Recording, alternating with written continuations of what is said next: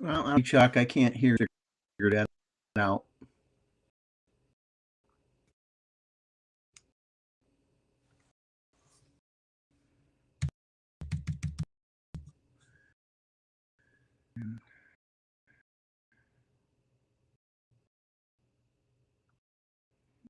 Yeah.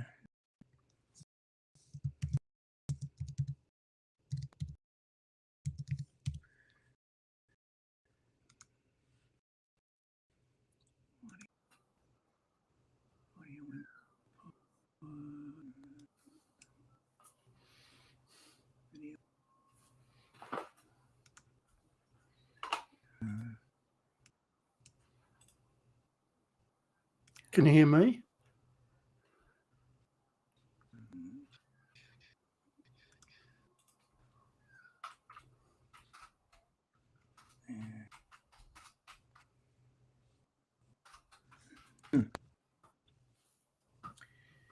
Kind of figure.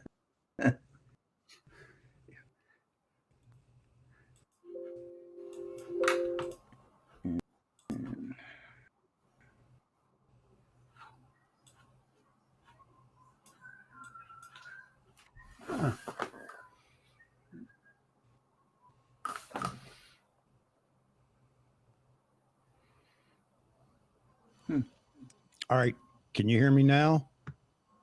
I can. Okay. I just hit the I just hit my soundboard. I don't know what it did, but something was loose. I thought it was my end. It may have been on this end. I don't know. But I didn't touch a thing other than hit the Rodecaster Pro. Jeffrey, can you hear me? Can you now I can't hear me? I can hear you. Yep, now I hear you. Now you hear me? Okay. Yep.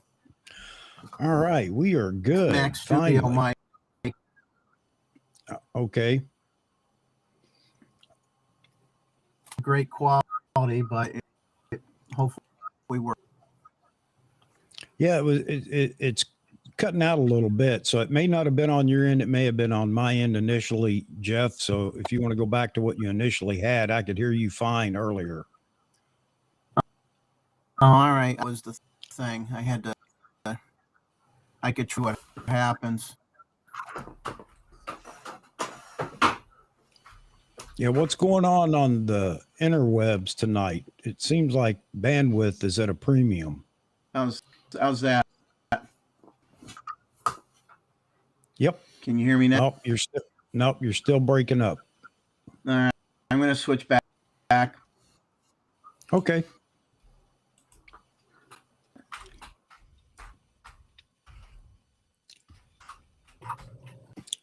All right. I missed your initial message there, Ike. Go ahead, Jeffrey. No, I just switched back to the Mac Studio can hear. Okay.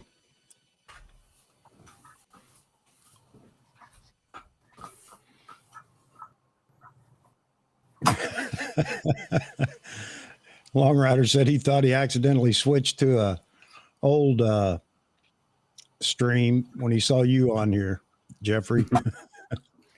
Good to see you back. Good to see you, Jeffrey. So the heart attack scheme.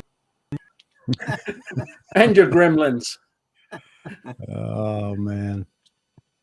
Brings back memories. Okay. I don't look any better now. Mozman's joined us in the chat. 106 miles to Nikon Inc. We've got a full tank, half pack of cigarettes. It's dark out and we're wearing sunglasses. Hit it. So on that note, before we get going here, guys, I do want to say something because I've generated a lot of, I don't know, a lot of conversation, I think, with my rants about Nikon. I just want to clear something up and then I'm beyond this. Okay. So just so everybody knows, had a comment in here earlier before the stream started by a gentleman, Mario. I didn't catch his last name and he retracted the comment. But I want to respond to him and everybody. And I just want everybody to know, I think some people have lost what I was trying to say or what I've been saying. I have no qualms with Nikon equipment. I love Nikon equipment. I'm not saying it's best, better, or anything else. It's what works for me, and I love it. My battle has been with Nikon Inc. or Nikon Corporation. That's the battle that I've been raging, okay? So everybody understands. It may seem negative, and I'm sure it does because it's not painting a beautiful picture about Nikon Corporation. But I have received a lot of people that don't have a platform, social media or otherwise, to express their disdain with the same things that I've been talking about. Then again, I do understand how somebody that loves the brand could see it as hurting Nikon. And I got to tell you, I'm getting this off my chest because I'm going to quit beating this drum. We're going to continue to move on. And I do think that Nikon is going to respond here soon. I don't know why, I just do. And Nikon has made a few small strides. Out of all the complaining that I've done, they do seem to be listening, not to me, but to the audience, to the customer base. Maybe not as much as we would like, but they do seem to be responding a bit. For that, I'm very happy. Nikon is a smaller company. They do have a smaller market share. I accept that, and I think that's where Nikon's going to sit for a while. It has nothing to do with the quality of the equipment. It has to do with sales, as you all know. But I guess we're in for what we're in for with Nikon.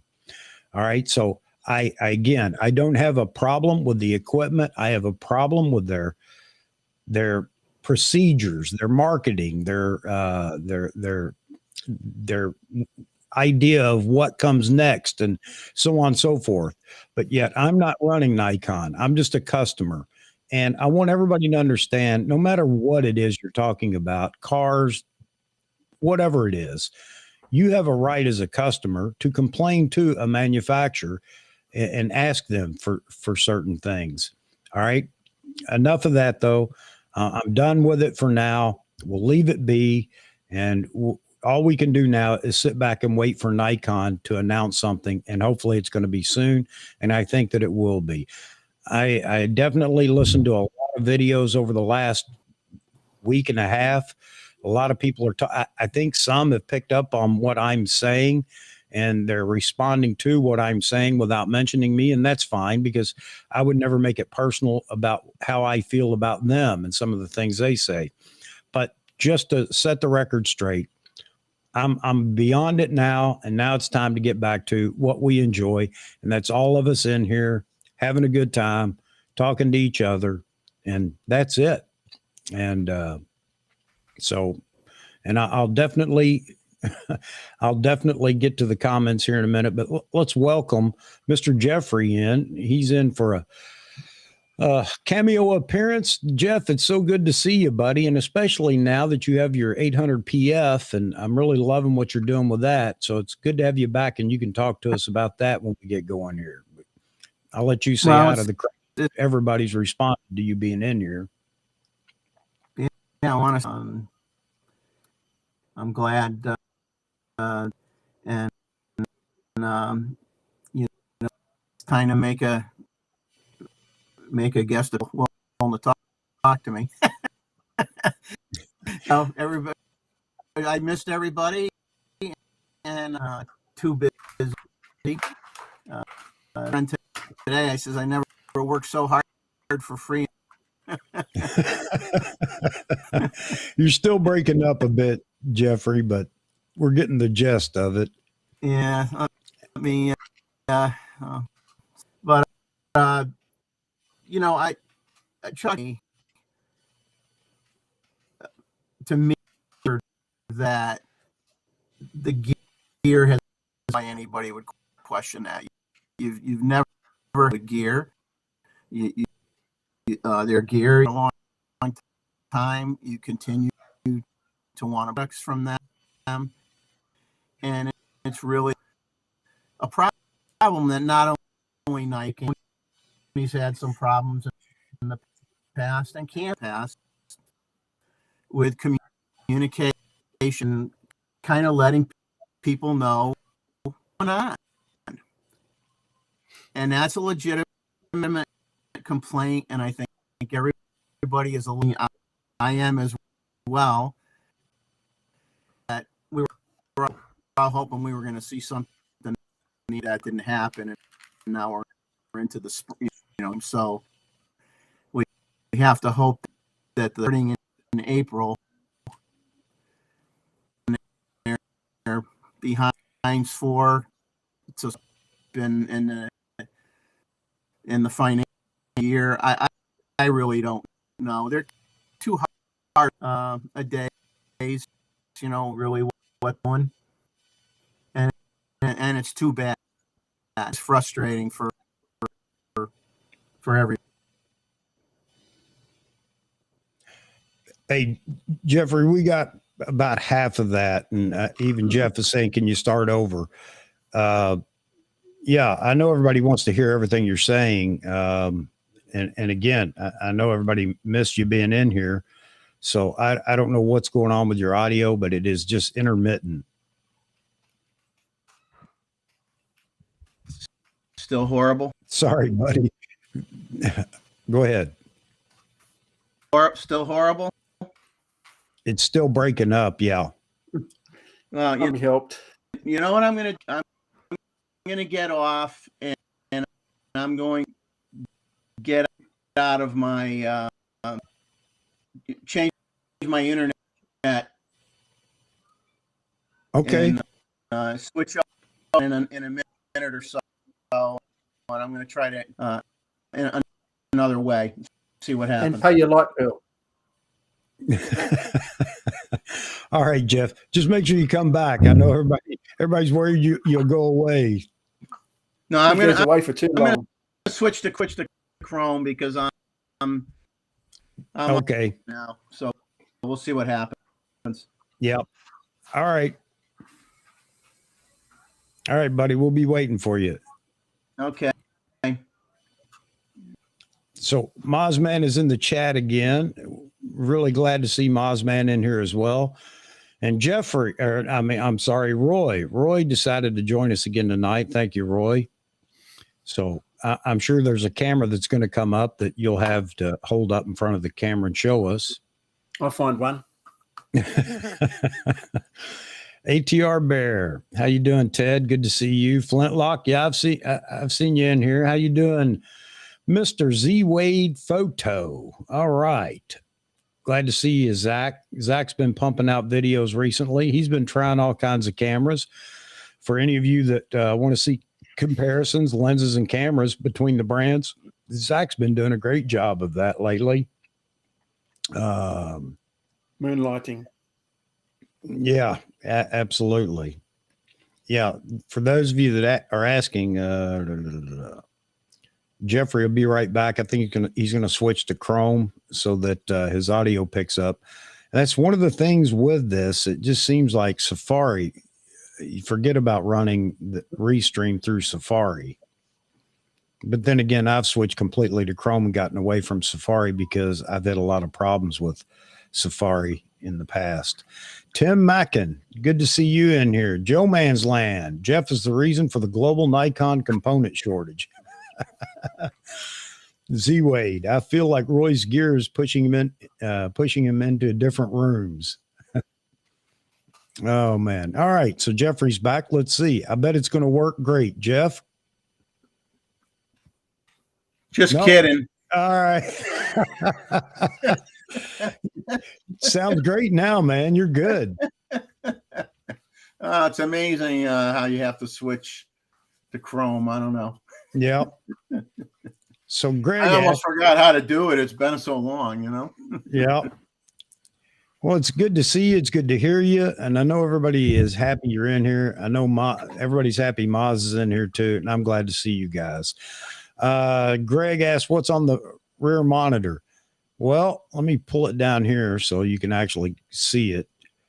It's a QR code. It looks it. If you scan it, do we win a prize? That's what everybody wants to know, I think. So I'm just toying around with something since Restream is going to allow us to have QR codes.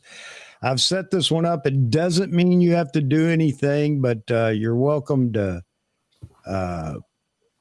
you're welcome to check it out. Hang on here. Where'd we go? All right. So, yeah, again, don't feel like you need to do anything. I just want to see if it works before I go to all the trouble of mapping this thing for Restream. All right. It's a QR code for Sony discounts. Exactly. My disdain for Nikon has grown to just drive me to Sony. No, I'm just kidding. And let's see, Jeffrey, he wants you to start over with what you were saying earlier, because I think we missed enough of that. David Stewart, good to see you in here. Mark Lynch. Okay. You all right with that? Yeah, absolutely. Robert Daniels is in here. I'll shut up so you can. Well, I won't do a rant. I guess I'll just do a, you know me, I start talking. I don't shut up quick. You can do what you want, brother. It's been a while. But basically, look, you know, for those who are taking, you know, I feel, you know, I've always gotten along great with Chuck. And I think people are making more out of things than they should. Chuck, in my opinion, has never had an issue with Nikon gear. I mean, let's get real. Look at all the Nikon gear the guy has. I mean, he has no issues with the product. The problem that a lot of us have had, myself included, is the communication end of things and the sharing of information and some frustration that I think a Nikon user would get when you're seeing a lot of brands that have filled the gaps in their lineup, have come out with stuff that basically at the lower end, that, you know, in the case of autofocus and having 10-bit recording, have, you know, one-upped what is existing today with Nikon. And, you know, it gets you on edge, and you care about the brand, and there's a balance between, I don't know, it's just, it's a frustration thing. And sometimes you just gotta, like Chuck's gonna let go and rant, and you can understand that after a while, and people just have to look, it's nothing personal. It's just the frustration of just seeing nothing really happening and nothing really being announced. I mean, I was on Chuck's stream for quite a while. And, you know, late last year, you know, I think we all expected that something was at least at a minimum going to be announced, if not released by the end of last year. And that never happened. And it's frustrating. There's a couple ways to look at it. You know, one can sit back and say, look, we can complain all we want. It isn't going to change anything. And it probably isn't, but you have the right to complain about whatever you want to complain about. And the sad thing is whether it's Nikon, Canon, Sony, Fuji, any of them, is I kind of feel bad for all of them, because no matter what any of them do, it's not going to be good enough. If you're holding back on releasing something because of part shortage issues, then people are going to get mad because they're not hearing anything from you. You're not saying that you're waiting until you get some parts before you put the product out there.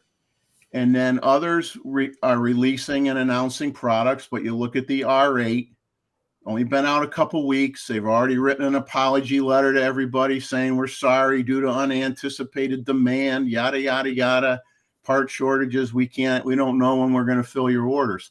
So I don't know what's worse. What's worse? Is it worse worse waiting and waiting and waiting, and as we say, hearing crickets, or is it worse when you announce something to then turn around and say, don't know when you're going to get it? Because I don't think a lot of people are happy. You announce the 800 PF, and I'm extremely lucky that I got one. It was a unique set of circumstances, and unfortunately, I think if you're not NPS, God only knows when you're ever going to be able to get a 400 2.8. Who knows when you're going to get a 600 f4, and who even knows when you're going to get an 800 PF? And that kind of makes it worse sometimes. If like Chuck says, well, if you announce it, you can kind of plan. You see what's out there. You go, okay, I can save up for this. I can save up for that. But if it takes you 2 or 3 years to get it in your hand, some people are just going to say, screw it. I know the other guy has this right now. I'm just going to switch and go to the other guy. So it just, bluntly, it sucks for everybody, no matter what way you go. It's a tough situation for any of the camera manufacturers. And it's just that Nikon is always seems to be playing catch up. And when they do announce something, I mean, they hit a home run. When they kick something out there, they hit a home run. It ends up being best in class, or at a minimum equal to, if not, a better value. I could say it's a better value from a cost standpoint. So it's like, what are you going to do? It's difficult. And no matter what anybody says, you're going to get criticized. I mean, it's just the way it is. My opinion. You can criticize me now too. Go on my channel and beat me up, but that's what my feeling about it. I don't think anybody's going to beat you up. And John, how you doing, buddy? Just good. like Ike is saying, it's half a dozen one way, six another. At least it's Photo Me Ike says, at least if it's hard to get, it exists, and I think that's a big deal for a lot of people. And again, a lot of the complaining I was doing about the delivery of products and everything else, understand that some of the things I was talking about, I'm not going to purchase, but I know that others are waiting for it. So anyway, I don't want to go again. I said my piece, and I think it's time for me to back away from that right now and just enjoy the channel. You guys can talk about it all you want. And I'm going to try not to rant as hard as that may be, but, it's just a matter of, let us know. You've got people, and I know a lot of people say nobody's switching from Nikon. And I'm not saying they're going in droves, don't get me wrong, but there are people that are considering, especially when you have competitors that are dropping, cameras that mimic what they want in the Nikon lineup, if that makes any sense. So anyway, I just wanted to let everybody know, it's a provocative thumbnail tonight, but this is it. Unless Nikon does something absolutely crazy, I'm going to try to tone that part of my rants down. Mhm. So, well, a product announcement of some sort prior to their next fiscal year in April would certainly be timely right about now. It would be a nice thing to do, and it would calm the waters a little bit, which would also be a good thing to do. But unfortunately, I don't have any pull with Nikon. I don't work for them, so they're not going to listen to me. right. And I we have don't care. CP Plus coming up. There is a possibility that something leaks, around CP Plus. And a lot of people have speculated that Nikon wants to wait until their first financial quarter so that this new camera, or if there is a new camera, it would come out in that new financial year. But you can talk about, or even announce, or do a product announcement before the quarter begins, as long as it doesn't ship until that next quarter. So again, I don't know. I have no idea what's going on at Nikon, but I do think we're going to hear something before long. John Ishii, how are you doing tonight, sir? All right, good. Excellent. Hello, John. Good to see you again. Yeah, you too, Jeff. I look any younger. Yeah. You were MIA there for a while. Then I saw one of your videos. I said, "Oh, that's good to see." least you're still Good to there. see you, Jeffrey. Yeah, I'm still breathing. I'm limping along. Why? What happened? Oh, there's just a lot. I mean, I've been trying to just kind of like get my channel on track, and that doesn't seem to be working out. And a little bit frustrating with that, and like too much effort and not really getting anywhere fast. So I'm not even getting anywhere slow. So I mean, but I really enjoy the people that still visit the channel and comment on what I do, and I love, of course, I mean, Jeff and Too much Leslie, Jeff and and not enough I'm always bikinis. on their site, and a lot of people's sites I do visit as much as I can. Well, I think it's important, Jeff, that you just plug along and do it as more of a hobby. It's not like you're trying to make a living off this like Oh those no, other fellas. if I had those ideas, I'd be sorely disappointed. That's for sure. and there's, I don't think, Chuck, I don't think there's a magic pill for this type of business. No. Right. No. So no, there isn't, unless you're somebody that's just so phenomenal that your personality and everything attracts people in droves, which is why some of these channels have 1 million+ subscribers. They just have a dynamic personality, but they do it for a business as well. I mean, they're making a living off of it, and there's nothing wrong with that. We've talked about that before, and John just bit the bullet. I don't know what happened. So I'm sure he'll be back here in a minute. Mozman. Hey, can you hear me? Into a giraffe. Yes, we can hear you, buddy. So Mozman's in here. It's going to be quite the panel tonight. Putting the band back together, like I said earlier. That's what you were alluding to earlier in your comment. I get it. I used to play the clarinet, but I wasn't any good at it. Hey, what was interesting yesterday, Chuck? I don't know if you saw it, but the husband and wife Northrop, right? And they made a comment on that balloon that got shot down, right, by the jet the other day in South Carolina. And I don't know if you saw it, but the guy who took the picture, right? The guy who took the picture used some 600 mm Sigma lens and got the picture. And then while he was there on at Myrtle Beach someplace, ABC News comes up to him and asks him, "Can I have the SD card?" Wow. What? This is the scoop of the decade. He said, "Oh, can you give me the SD card?" And he's going, "Say what?" Right? Sure, here you go. So then he goes, "No." He says, "These SD cards are expensive." I'll take my kidneys Then he too.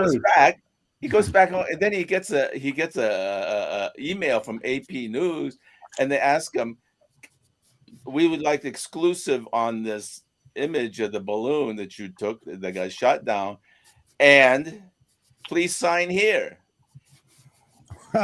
And this guy goes and signs it and gives it to them.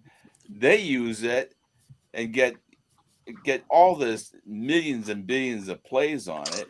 Yeah. And he gets compensated zero. Yep. Not a flat nickel.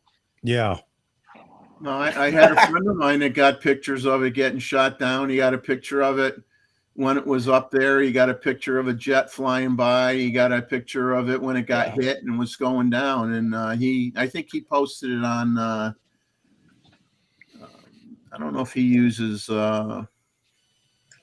Instagram maybe or whatever. So he got pictures of it from his backyard. I think he used his 400 maybe, his 400 2.8, and he put an extra tele converter on it, plus the one that's built in, and he got some okay shots of it. Did anybody steal it? No, I don't know that the other parties even knew that, because he wasn't on the beach. He was, he lives close enough to the beach where he was able to capture it from his house, from his backyard. Hey, I think Gustavo, go ahead, Moz. Oh, I was going to say, I think the guy who Jeff is talking about, I think he posted his photos to the Z9 group on Facebook. Okay. So you might find him in there. But That's the one that was so sharp. right? Yeah, Moz? yeah. He got some really good shots. He got some shots of the planes as well. Yeah, that's a photo he could have held on to and said, "Yeah, you want it? I'll license it to you." Well, that's the problem. I think a lot of people are quite naive. All they want is like their picture published. But come on, these news agencies, they will take advantage of you, and you got to ask for compensation. Well, Yeah. Because there is no next time. It's just like Yeah. them taking advantage of the stock photography business as a joke. Nobody makes any money on stock photos except for the Yep. people who buy it for $1.50 or whatever, and then they make all the money. Hey, Gustavo wants to know if you or Maz, Jeff, you or Maz have a view on the 85 1.2. Either one of you in the market for it, or do you? What are your thoughts or whatever? Well, I watched Richie Talks, Richie's review, which concerned me a little bit because, not that the S lens series has been around forever type of thing, but, pretty much all the S lenses to this point in time have been extremely sharp, corner to corner, wide open. And he made a comment that when he compared it to the 85 1.8, he felt the 1.8 wide open was sharper than the 1.2 wide open. So that kind of surprised me. And then of course Matt had his video, and it's really hard to tell when you're looking on your computer screen really how tack sharp things are. I know that even when I do my videos, by the time I save it as a JPEG and suck it in the Final Cut Pro, and then it gets kicked out and it goes to YouTube and it gets processed again. My pictures don't look as sharp as they are when I look at them on my computer screen. They've gone through too many iterations. I think from taking portraits in the outdoor environment, if it can be phenomenal to me. I mean, you're going to get that separation, and it's just going to be phenomenal at that point. But I did write to comment on Matt's channel and say, I wish you did a comparison with the 1.8 so I could physically see the difference. Shoot the same scene with the other lens, and so we could compare the two.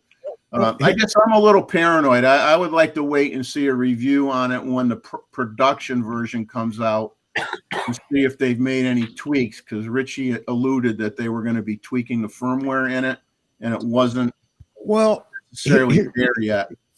I'm going to get the lens because I've been waiting for the 85. I didn't buy the 85 1.8 because there was, the big hype about there may be oh, sorry. We got Joe Man's line here. Sorry, Joey. You were out of my screen on the welcome in bar over here. Okay. All good. All good. Yeah, you sound good, man. Sounds good. I'm going to buy the 85 1.2 because I want an 85. I want it for in the studio, and I wanted to wait because if there was going to be a 1.2, or at the time we didn't know if it'd be 1.2, 1.4 or what, but we had to assume it would be at least a 1.4 because we already had an 85 1.8. And I wanted it for outdoor portraits as well. And I would rather have the 1.2 for that so I can do both indoor, outdoor, and other things with the 85. I'm not so concerned. I think, again, we've talked about this before, and a lot of people seem to be talking about it now. I'm not so concerned about sharpness anymore. I mean, the lenses are sharp enough just because, one, if you pixel peep, you can find maybe a subtle difference. And I think that's what Richie was saying. And he would say, you be the judge as he looked at it. He'd say, I think it's a little bit sharper, the 1.8 versus the 1.2 wide open. Or even the 50 1.2. But I'm not so concerned about that. Somebody said something here a minute ago about talking about, even Frode talked about the contrast and the and sharpness. I mean, it's going to be sharp enough. I want it for its character. I hope it's going to be like the 50 and have its own character. That's what I'm hoping for. That means more to me than it being the sharpest 85 in the world. That doesn't really mean as much to me. But I'll let Mozman weigh in on his thoughts too, and then we'll get to Joey over here. Yeah, so I own the 85-1.8, and honestly, I don't do a lot of portrait photography, and it's sufficient for what I do when I need it. And as much as I really like the look of that 85, it's not on my list right now. I'm just gonna save my pennies, and we'll see what else Nikon comes out with this year. But that's definitely not at the top of the list. I just know that it would sit in my bag more than I'd use it. And that's the way I feel about some lenses too, Moz. It's just everybody has to pick and choose what they're going to use the most or hope they use the most. And so I understand 100%. Joey, how are you, brother? Chuck. I'm great. How are you? I'm good. I was chasing audio problems earlier. Joey had a premiere, I think 7 p.m. or 6:45. And I tried to watch it. I listened to your time zone. Yeah. Well, this is so true. Stupid me. But I tried to. I listened to it, but I was chasing some audio problems as well. So it wasn't just you tonight, Jeff. I had to iron out some bugs before the stream started. So you doing well, Joey? Yeah, good. So are we weighing in right now on the 85 mil? Yeah, I think we'll just get everybody's comments on the 85. Go ahead. Sounds good. Well, I mean, I think I'm similar to Moz, man. Like, I'm not really like a portraiture guy. Like, I think 85 is a great focal length, and I think if there was a Nikon Z lens that was going to get me to switch from my FTZ adapter over, this is a kick-ass lens. Like, it's so nice, and I think to your point, Chuck, it doesn't need to be clinically the sharpest. It just has to have that Nikon feel and those Nikon colors, and I think that's really what separates Nikon glass from the rest. So it's not something I'm going to buy right away. I'm kind of holding out for hopefully there being a new camera at some point, like a Z6 III or something like that. Yep, that's kind of more at the top of my to buy list. But yeah, I know I'm going to be waiting forever. I'm actually my buddy just bought an old Nikon film camera, and he's in Korea, and I was like, okay, we're going to have a complete video of you just doing street photography with this, because it's the only new Nikon thing that's been in my world for a while, and it's not new. It's like 60 years old.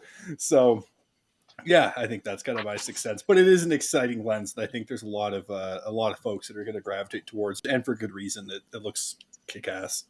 Yeah, absolutely. And it should have a different look. It should have something appealing considering the cost, the glass, the 1.2 aperture. And I just believe that it will. And Roy talks about, he just dropped a comment here, Mr. Roy, your comment on the 85 Nikons, they tend to be more about the look than the sharpness. And there you go.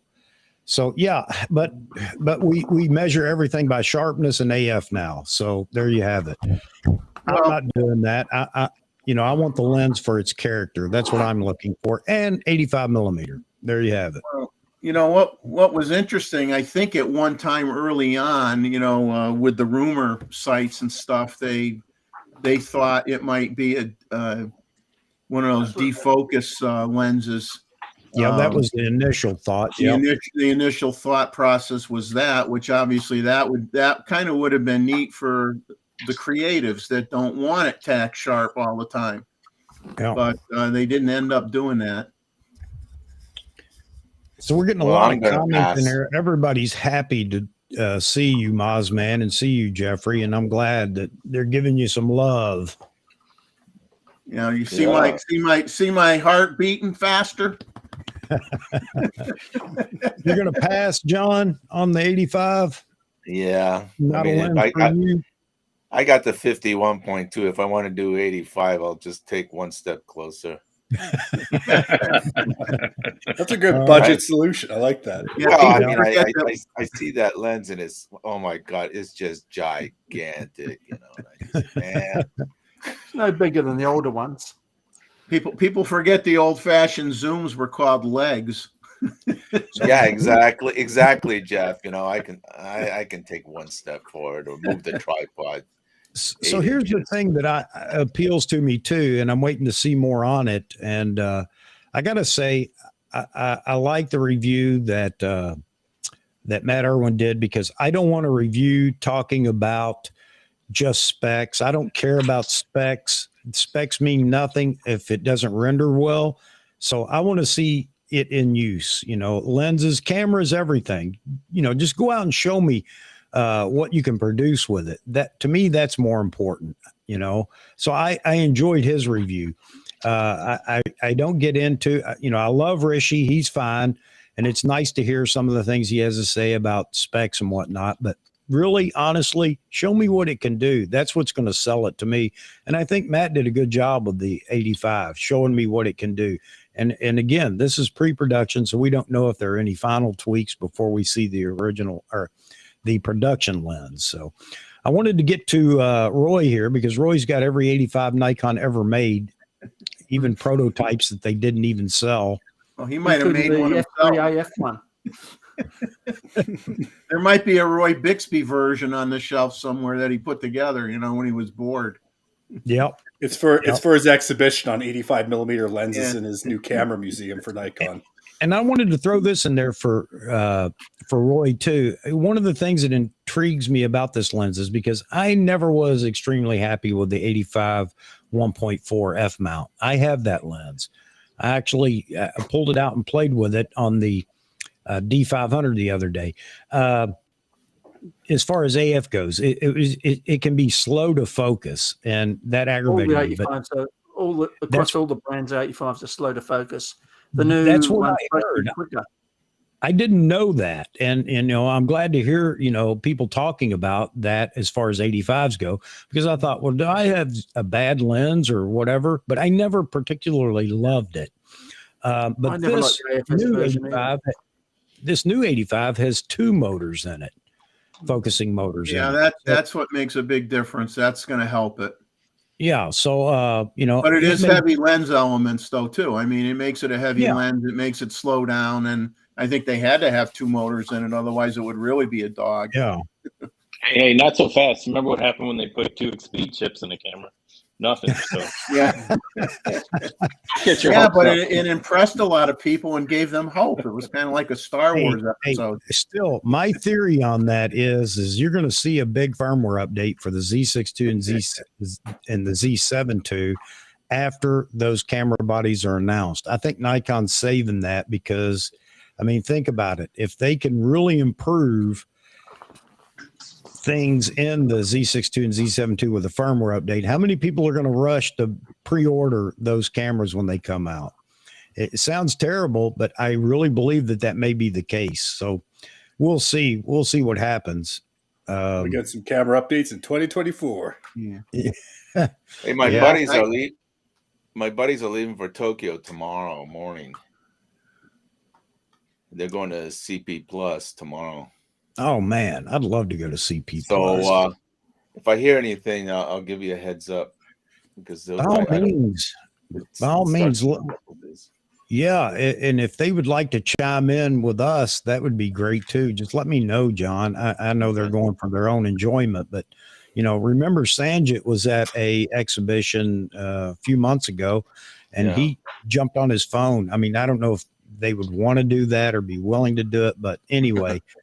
Hey, I'm open for it if they want to do it, because I think their English is not so good, so I don't think anybody cares if they can see what's going on. When my mic breaks up, it's not so good for me either. We can just say Nikon Z8. Yeah, Sith, it's not a lens for you. I get that, man. It's not a lens for everybody, but anyway. Be good for people doing low light stuff with wedding photographers, portrait photographers. I think it's going to shine outside, especially outside, at night. I want to take it out and use it at night. Can you imagine some portraits at night with all the bokeh in the background? So that kind of stuff. I want it more for the creative side. I fell in love with the 51.2 watching everybody use it. Z Wade's got it, and he kind of made me want it, and I just kept holding off. I knew if I pulled the trigger on the 50, it was going to take away from my kitty that I put aside for what I'm waiting for. And anyway, I've held out this long, so I wasn't impressed with the price. I'll tell you that right now. I was hoping it might be a bit cheaper, but I've waited this long. I'm going to pull the trigger and get it when it's available. Good. I'd love to see those guys in Tokyo do some street photography. I explore, like they've got so many cool videos with the Z9. I'd love to see street photos with this lens because, like you said, I think it would be awesome for low light. Yeah. Yep. And I look forward to it. You'll finally get to see some photos. I'll be taking some photos, which I know I haven't done much regularly. It's time to go do that. So, all right. So let's not get too far away from the chat over here.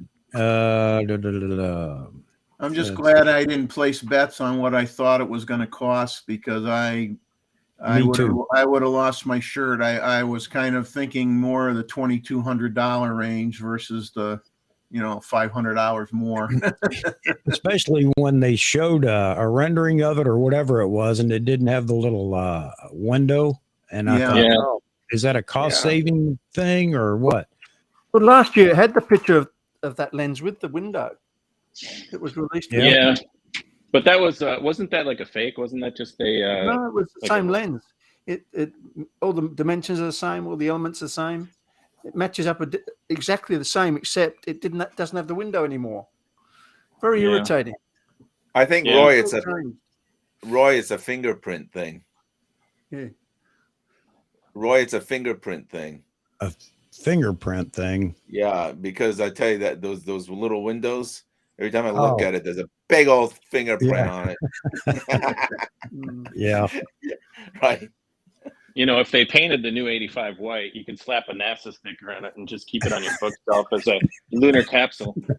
Yeah. I hadn't thought of that. It would look like it, wouldn't it? Yeah.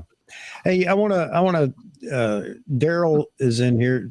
Daryl, I've narrowed it down, my issue with the 400 2.8, my 200 f2, my 85 not working well on my Z9 or Z6 cameras.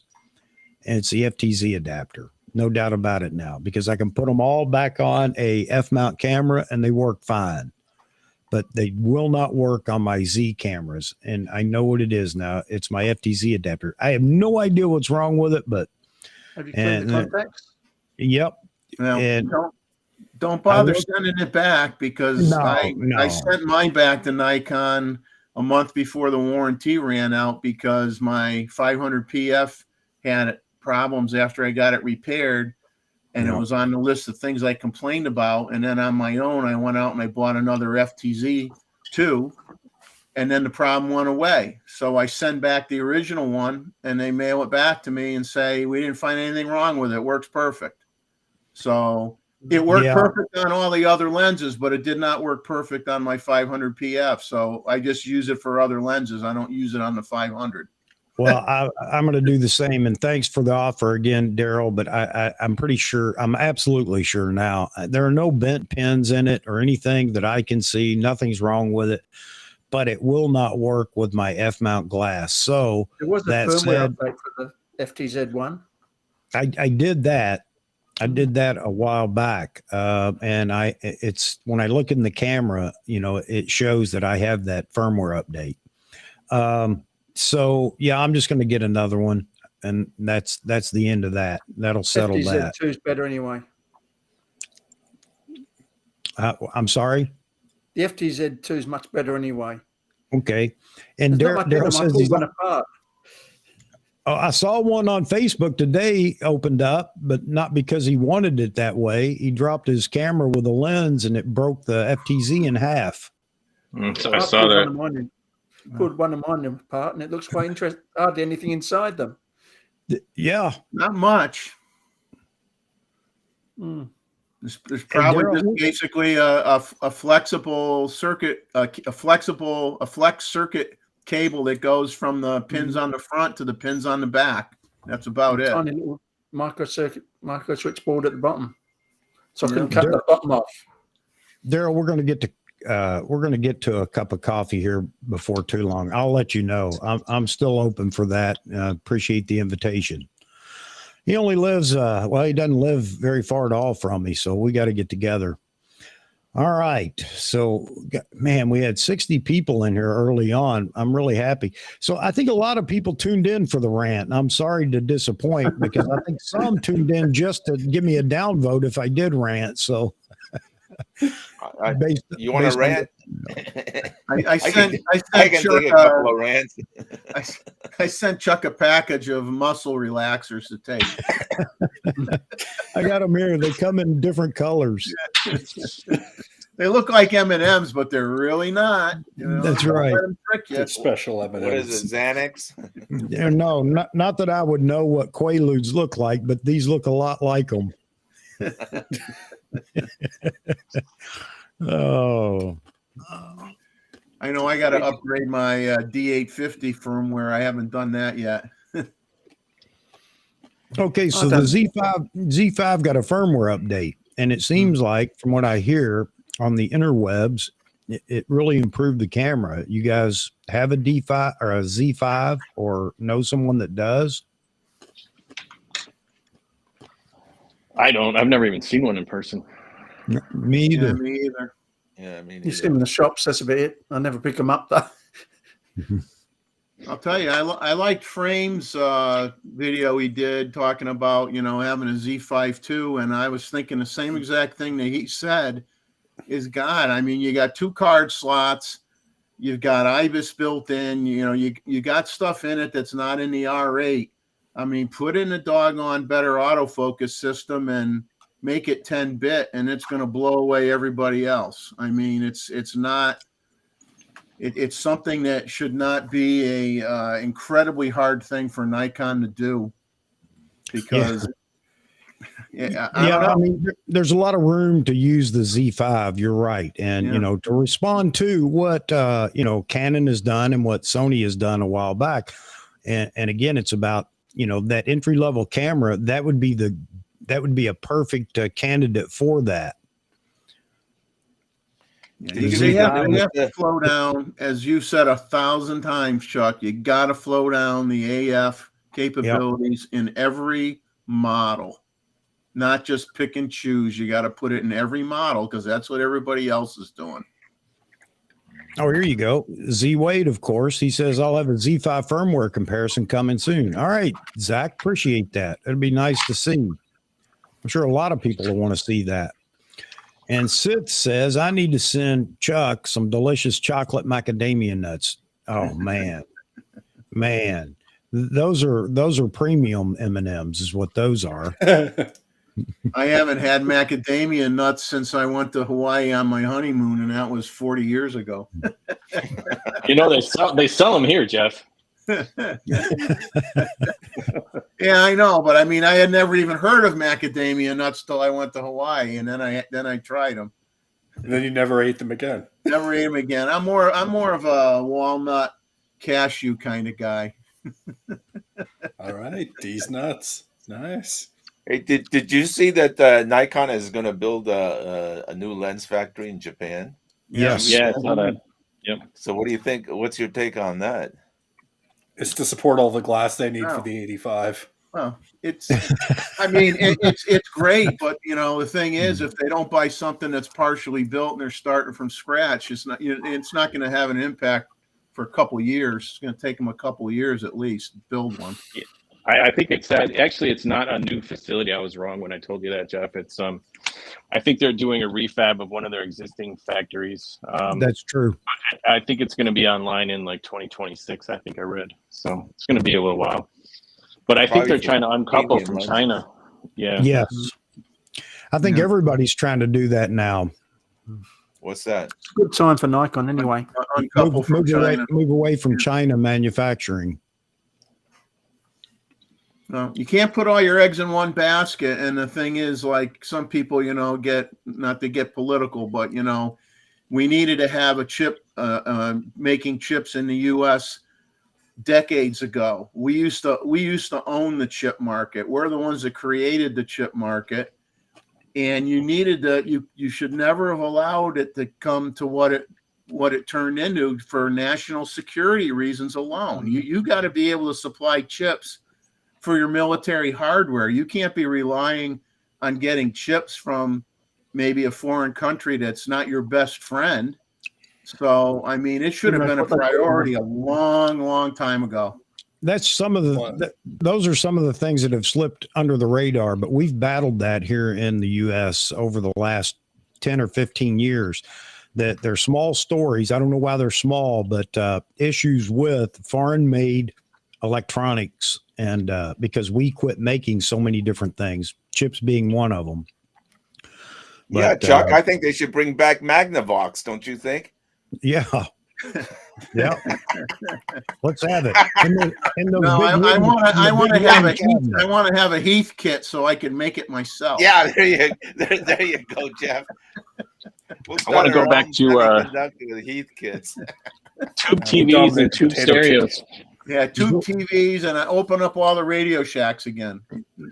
Oh, I miss Radio Shack. I would vote for that. Somebody talked about that recently, saying that may happen. There may be some Radio Shacks to open again or something. I don't know. Yeah, being a ham radio operator, I was a frequent flyer at Radio Shack constantly there. I'm going to open up a fax and typewriter shop. There you go. Well, the way Netflix is going, one of y'all could open up one of those red band DVD kiosks again, because they're going to be needing to go back to that pretty soon. Well, this generation that likes nostalgic things so much anymore, they've already gone back to vinyl, searching for albums and using turntables. You never know. They may start corresponding again with a typewriter. That might be a wise thing to do, John. Maz, you were going to go back to something you said? Oh, tube TVs, tube radios. We can have those tube testers back in drugstores. That's right. Open up jobs for people. Remember the TV repairman that rode around in his van? He'd come to your house and take all the aluminum foil off your antenna and show you how to do it right. Gee, Moz, man, you go back that far? Yeah. No, he just talks to me a lot. I'm a few years older than him.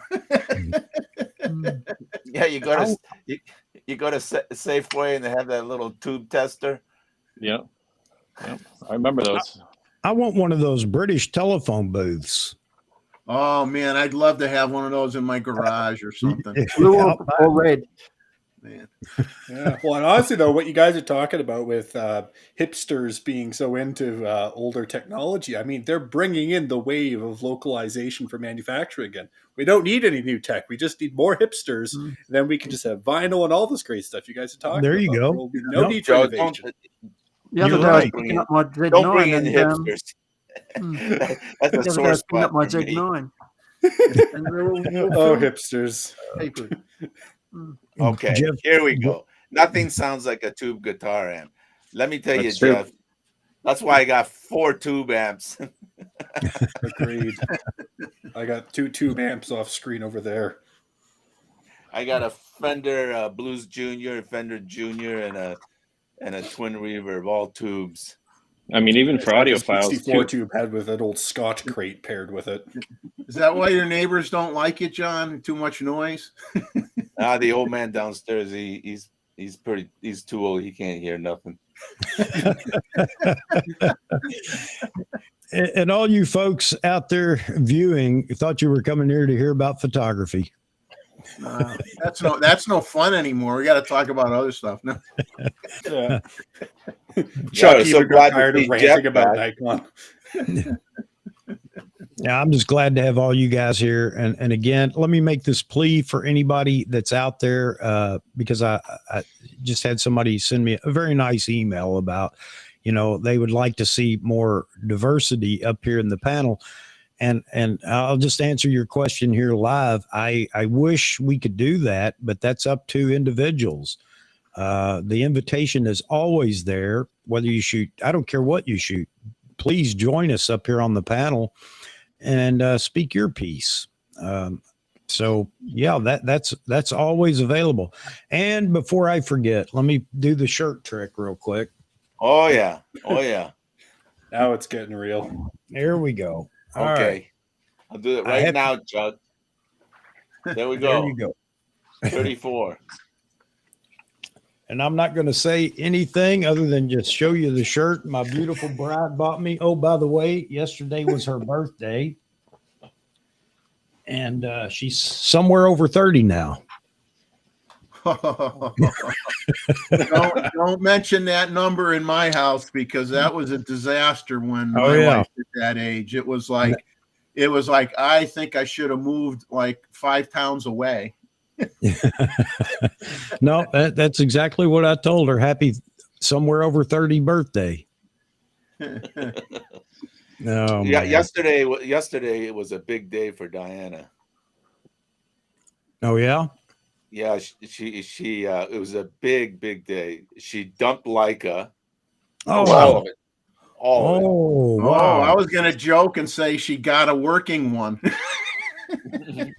What you get? Well, working, got rid of it, and then she picked up all these new Hasselblad lenses.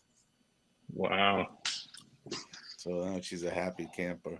All right. For those of you that may not know, Diana Ishii is an accomplished photographer and did favor her Leicas, I guess, for a while, but I don't know why, John, but maybe it was the trip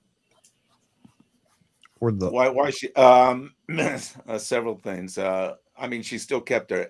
She has an M11, but she'll keep because hello, I bought her the lens for Christmas. That wasn't cheap, so I didn't want her punch out on that thing.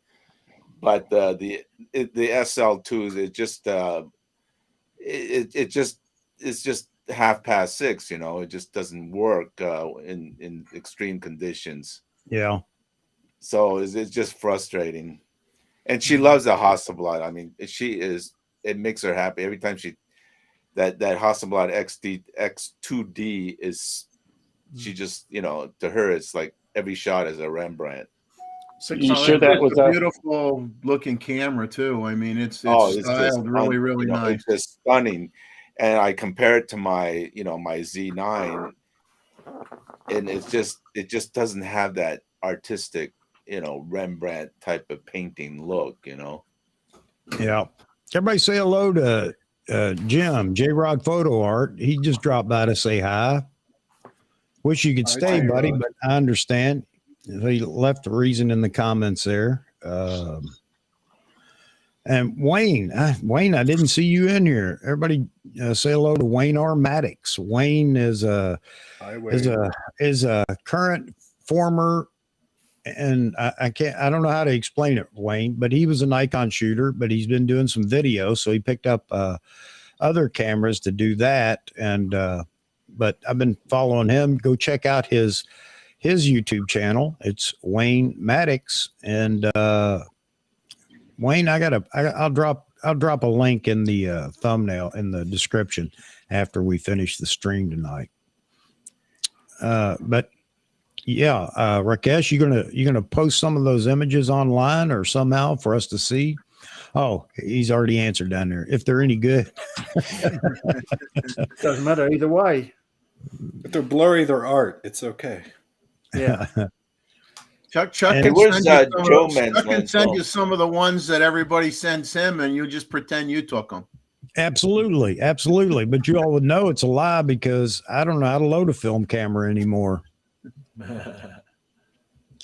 Oh man. And Jeff, Hey, Joe, where are you from, Joe? I mean, what do you call it? Calgary, Alberta, up in Canada there. Calgary. Yeah. So we have to Is say, that where those hey, two guys are hey, from? Calgary, hey. Hey. Calgary Stampede. That's where those guys are from, right? Which ones? Chris All the Frozen guys live there. They're all frozen. Yeah. You know, Yeah, I guess. Yeah, I mean, Stampede's in the summer. Stampede's in the summertime. DP review fellas. Oh yeah, those guys. Yeah, I actually bumped I into them like about know. a month ago when I was out shooting. I was just like walking along and they were shooting, and I was like, "Hey, what you got there?" He's just like, "Don't worry about it." I'm like, "Is it a GoPro?" He's like, "I can't tell you that." And I'm like, "I'm gonna catch up to you in views." He's like, "No, you won't." I'm like, "I know." Wow, that's cool. You ran into them. Yeah, they're cool. Yeah, they're nice guys. I like some of their stuff. It's not bad. Did you Have you aggravate been them? to that Say, how about store? I hang out with you all for a Yeah, while? all the time. Actually, I was there a couple days ago. I picked up a new battery. Really? Yeah, they gotta channel the wife and the husband. Yeah, Chris enjoyed. Yeah, I like that Chris. Apparently he's a professional actor. Oh, That would help. yeah. Wow, cool. I think they both do a little bit of acting on their videos anyway. Oh, well, there was recently a lot of folks in Calgary being extras for that Last of Us show on HBO. They were shooting all around Calgary there for, oh God, maybe 5-6 months. It was pretty big. They were closing down whole streets and doing all this stuff. And there's actually been a decent amount of stuff shot here in the last, I don't know, 15, 20 years. There was Brokeback Mountain, obviously, Heartland. God, what else? There's been a few things. There's a Superman scene way back in the day they shot here as well. So it's fun. It's nice to see the city diversifying, because usually it's just, oh, they produce oil. It's like, please. Well, Vancouver was big. It was the second Hollywood because the laws were so much more relaxed and the licensing was so much cheaper than LA. You know, so they Vancouver's huge in the film scene still. I think it's probably like Vancouver, Toronto, I think then probably us, just because of our proximity to the mountains. But they actually shot part of The Revenant here too, but then they ended up having to move it because we kept on getting Chinooks. And you guys might have seen a few years back, Leonardo DiCaprio, they interviewed him and he said, I experienced global warming in Alberta. No, you experienced a Chinook. Please, for the love of God. I don't think you know what the environment is. We're not killing the environment, please. We have award-winning remediation of the land where oil is procured. I want to say hi to Mr. Stewart, who's correcting me that it's not cold in Calgary. Not compared to where David is. Yeah, it's nice right now. It's like 4 degrees. I think it's like pretty nice out today. Actually. Well, I consider 4 degrees cold. I mean, David's out shooting in 40 below half the time. I don't know how he does that.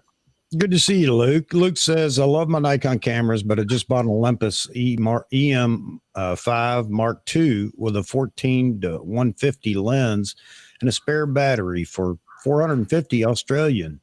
He says, I know it's old, but was a price I couldn't resist. Yeah. Oh, man, that's a deal. Yeah. That's a deal. You don't have one of those sitting around, do you, Roy?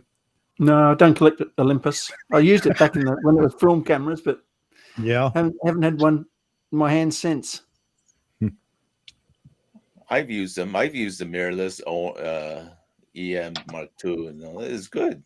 But it's just that their menu, you got to have a PhD to read that menu, though. I've never ran into an Olympus shooter in the field. Like you always see everyone else, like Nikon shooters, Fuji shooters. Like you kind of have like an idea of what their consumer looks like, right? There's like a stereotypical sort of image. But with an Olympus shooter, like I can't think. Like I mean, the guy on DP Review, Chris Nichols, he shoots a lot of Olympus for his fly fishing projects. But other than him, I can't really think of any content creators that are like big on Olympus. But it's a shame. Olympus guys are diehard. They are a unique crowd, Joe.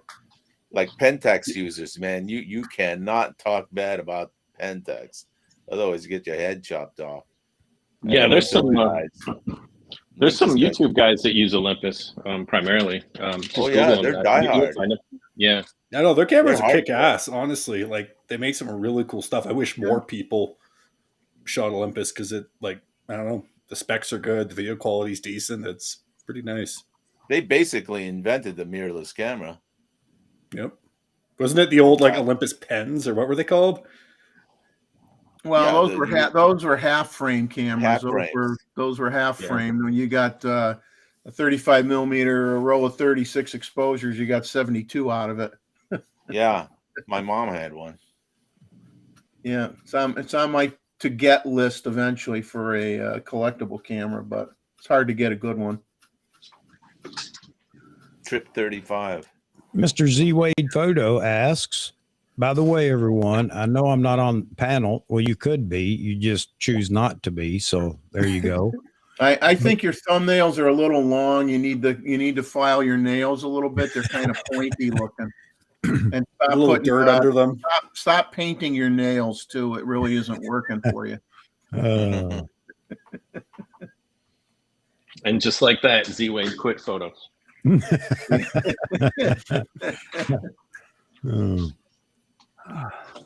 All right, gentlemen, I got to run to the little boy's room, so everybody tear it up. You all get to rant now. I will be right back, folks. And a All right, couple- ZFC, here we go. Next best camera in the market. I'm kidding. Hey, I got one. Well, I do too. Yeah. I thought of getting one for street photography and B-roll. Oh, they're great, man. They But, take you know, great I'm pictures. just holding off a little bit because I got to recover from my lens purchase that hurts real bad. Mm, What'd you buy? You got a recent 800. one, Jeff? The 800. Oh yeah. So, 800. yeah, we're all jealous. you know, so Wish my you wife, paid kinda $1 a like- millimeter. my wife That would was be kind of awesome.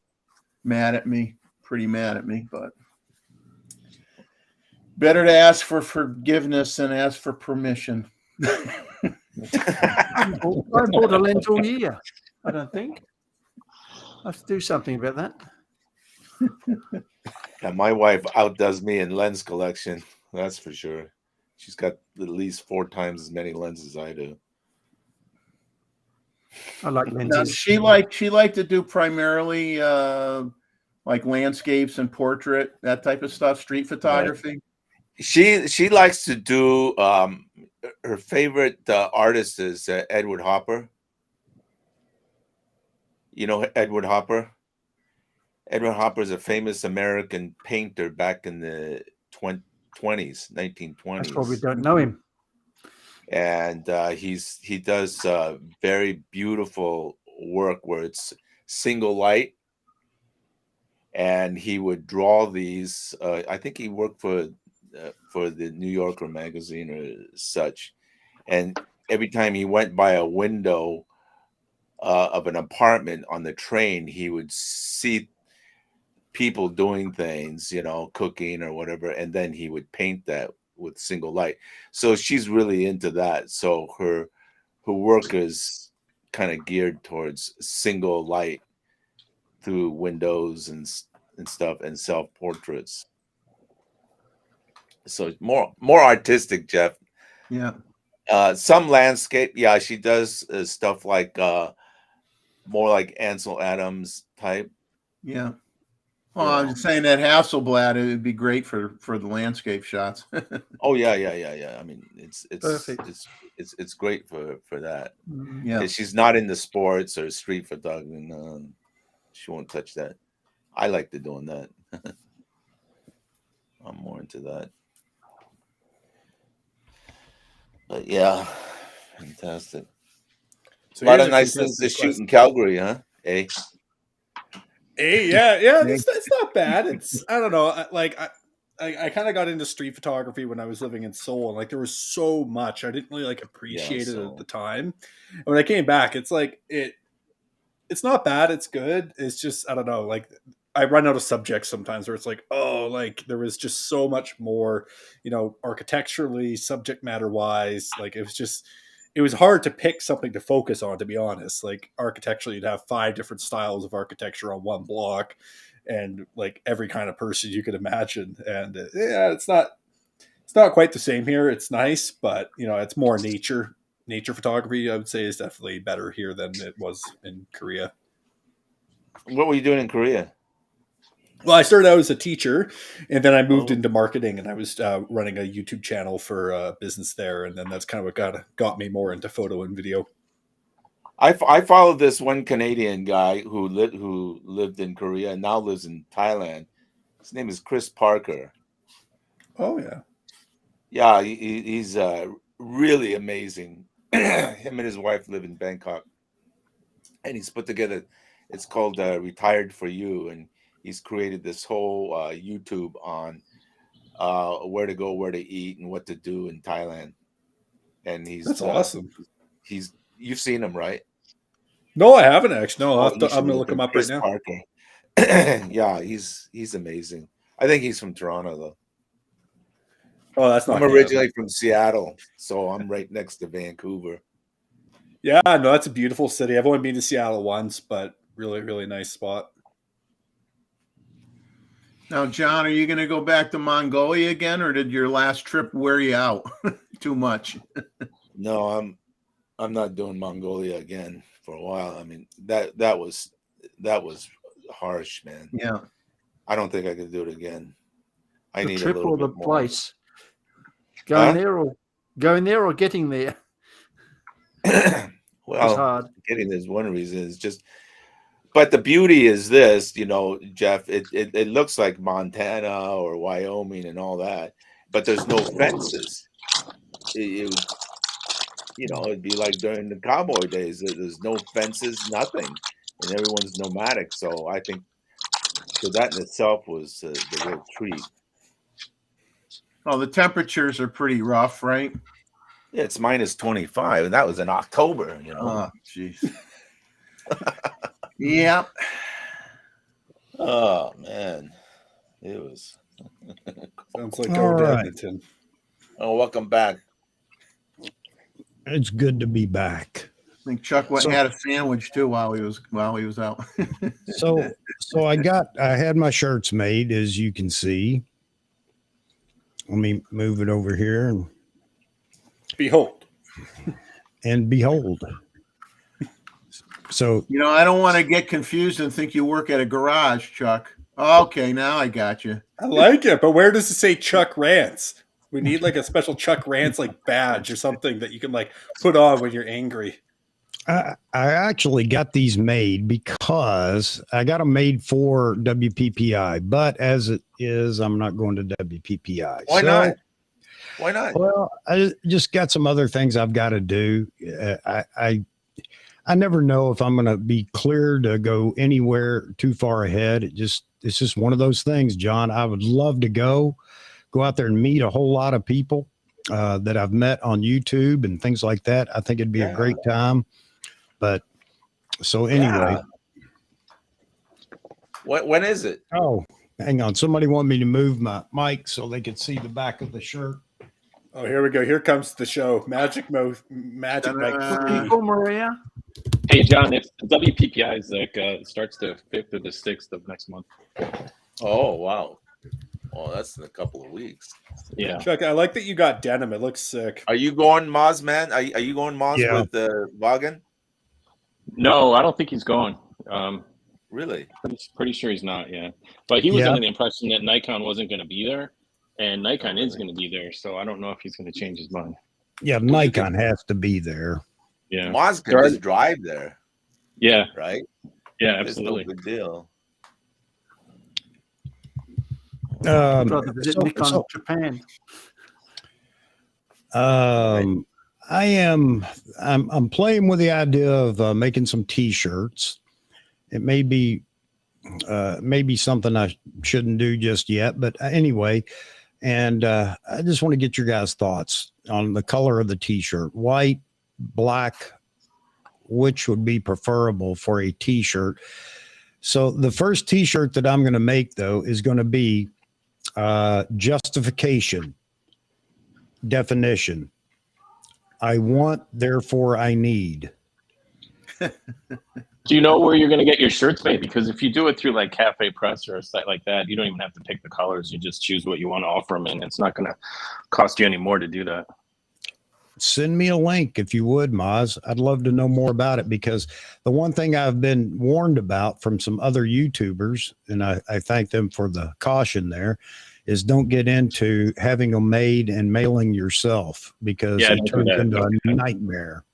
Not to mention the inventory is difficult, manage inventory and everything else. So I like that idea of people being able to order from one location and they get the size they want, the color they want, and everything else. Yeah, I can send you a site. I'll send you the site that we use for our company. I want black. I like Kevin's comment about the M&M character. I feel like it'd have to be like a really grouchy M&M that's just like flipping off Nikon or something like that. Like that would be fun. So yeah, I'm already getting some folks over here talking about black. Need to hide my spare tire. Yeah, yeah. Black, white Dark is a colors are good. I mean, you kind of have to have both black and white. yeah. And So depending on where you live, if it's always 90 degrees, you don't want to be wearing black. Or Nikon yellow. So you guys are the ones that have really spurred me on to do this, not by saying make shirts, but with all the comments. We've had so many great comments that would work on a shirt. And the nice thing about it is it would be interesting but you'd have to explain it. I think that's one of the things that people would like about a shirt. Well, what does that mean, or why is that? Because I'm still playing with the Bigfoot idea, Maz. I think you should make some, like rank patches on the sleeve. I think you should make some rant patches so people can increase their rant rate. Yeah. I like that. Or a Chuck Talks belt buckle. Well, I don't know that I really want to be on a belt buckle, but Or you could get like a special edition bottomless chaps Nikon marketing pant. oh man. Bottomless chucks. Yeah. Oh, I like that. Bottomless chucks.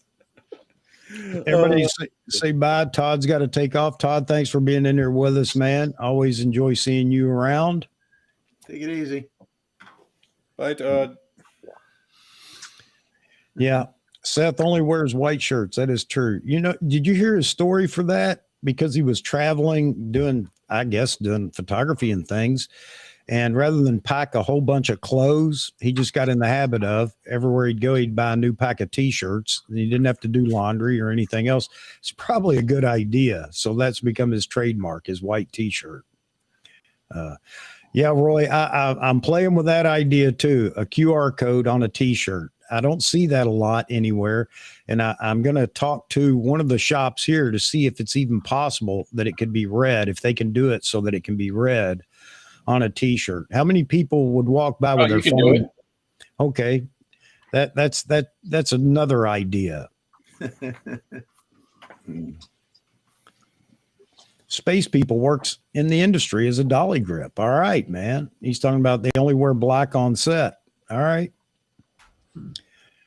All right. So yeah, I'm gonna check it out. I'm gonna see what we can do. But yeah, Nikon yellow. 300% polyester. 300% polyester. 100% cotton or nothing. Yeah, like if you look at a flame, it just explodes.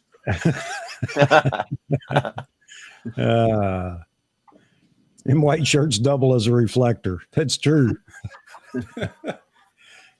I saw somebody years ago on YouTube, some channel, and the guy was talking about he was at a wedding and he had the best man take off his jacket because he had a white shirt on and bounced his flash off of the best man's shirt to light up the bride and groom. That was pretty cool. Awesome. There you go. You got white, black, gold, and silver shirts. Hey guys, I don't know if you guys would be cool with this conversation point, but how about we go around the chat room and see who's got a shoot coming up they're excited about, something that you're really stoked in the next month and a half, 2 months. It's like a project you're just like, man, this is going to kick ass. Yeah, and if anybody would like to call in and participate in that, let me put the number up here real quick because definitely want to keep you guys in the loop and give you a chance too. But yeah, it's a good idea, Joey. And for me, I don't have anything anytime soon, so I will pass the buck to my, what is this, left. Roy, any more nothing coming up. Okay. I'm supposed to be retired and I'm doing as little as I can get away with. Nothing wrong with that. Nothing wrong with that. Jeffrey, small jobs, and that's enough. Jeffrey's always got a shoot coming up. I am out at least minimum 3 times a week. Wow. Birds, sometimes street photography. Pretty soon I'll be probably getting out doing some close-up photography or macro work when the flowers start blooming down here. Go to some of the gardens and get some nice photos of some of the flowers before they get eaten up by the bugs. And so, keeping busy with that. I talked to Mozman because a friend of mine we want to go to a train museum that's in North Carolina, I think pretty close to where his dad lives. So he gave me some ideas of some other places that we could stop at because the museum, I guess, isn't that big. But I like trains. I like getting pictures of trains. I like unfortunately, a lot of train stations. I did a train shoot down here, and let's just say I was where technically I kind of sort of shouldn't have been. A lot of this stuff is abandoned and not active, and a lot of places you try to go to are really deserted, and they kind of don't want people hanging around there. But you do what you got to do sometimes, and that's just the way it is. Just like people go in old buildings and stuff that they're not supposed to get pictures inside of old buildings. Yep. Maz, you shooting anything anytime soon? Actually, yeah, I am tomorrow. A couple things. I have a studio space booked in downtown LA for a few hours. Going to be shooting some portraits, some mock-ups. It's one of those spaces that's already, decorated, so they have like a lot of furniture in there, a lot of natural light, props, and things like that. But I'll be taking some props as well. Okay, cool. And then either in the morning or maybe in the afternoon, if I get up early enough, I'm thinking about going to Sepulveda, which is where I don't know if you're familiar with John Knowles, Johnny Pink. He's got a YouTube channel. Yeah, he shoots there almost every day. Shoots a lot of hummingbirds. So maybe I'll meet up with him. I don't know, but he's usually there every day. So if I make it there, I may see him. That'd be great. He's a nice guy too. I love watching him on his videos. Yeah, he's a nice guy. How about you, Mr. Ishii? Well, I just got commissioned to shoot the new Penthouse magazine cover shot next week. Oh, you poor thing. Yeah, unfortunately, the wife put an end to that. Let's see. I just finished one last week. We shot this Hindu festival, called Thayapusan, where they pierce themselves with stuff in their, and they go in these trances and whatnot. Other than that, I think I'll do something in Hong Kong. I'm leaving for Hong Kong on April 1st for about 20 days with the wife. Okay. In fact, I can do, since in Hong Kong their internet is so extremely superior to any place in the world. I can do a lot of live stream stuff from there, Chuck. Okay. All right, man. The phone. Yeah. It'll be bad. You got to stay in touch with me, man. When we get no problem, because it's easy, and then I can do live stream and shit. Oh, it's beautiful. Yeah, that'd be kind of fun. Yeah, what? Yeah, absolutely. Wayne says he's going to be in Malaysia. I don't know. Really? When are you going to be there, Wayne? I'm headed to Malaysia. I hope the weather is good. Hey, come on. Hey, Wayne, have him give me a heads up. Yeah. I got a link. Find out when.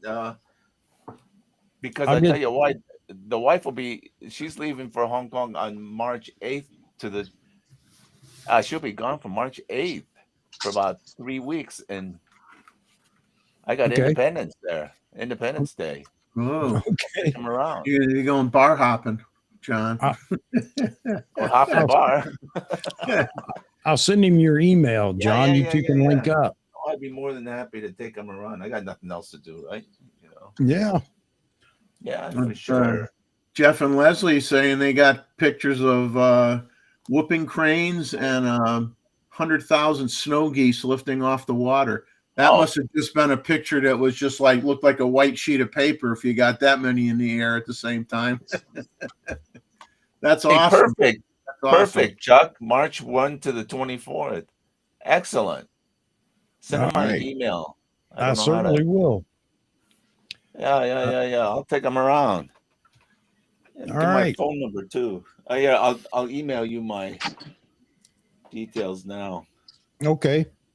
And I'll pass them on to Wayne. You two can link up. Have a good time. Is he a YouTuber? Yes. Hey, Wayne, drop your what's your channel name and drop it in the chat here.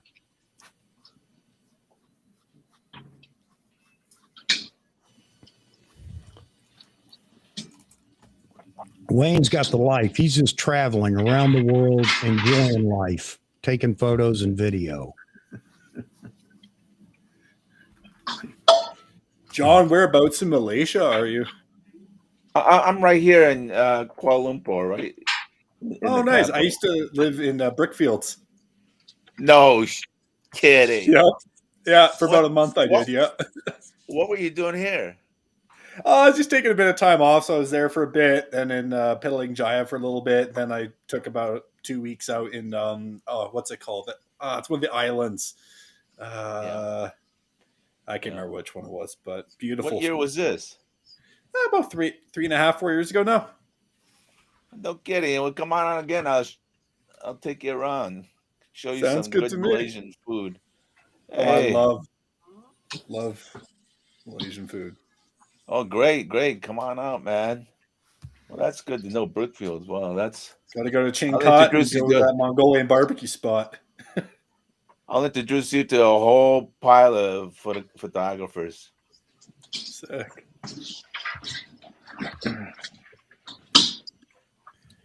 Oh man, why did that go wonky? All right, there we go. We're back. Yeah, the weather here, I'll tell you, in Myrtle Beach, it's like, one day it's 70 and it should be mostly in the 50s. One day it's 70, another day you wake up, it's 30.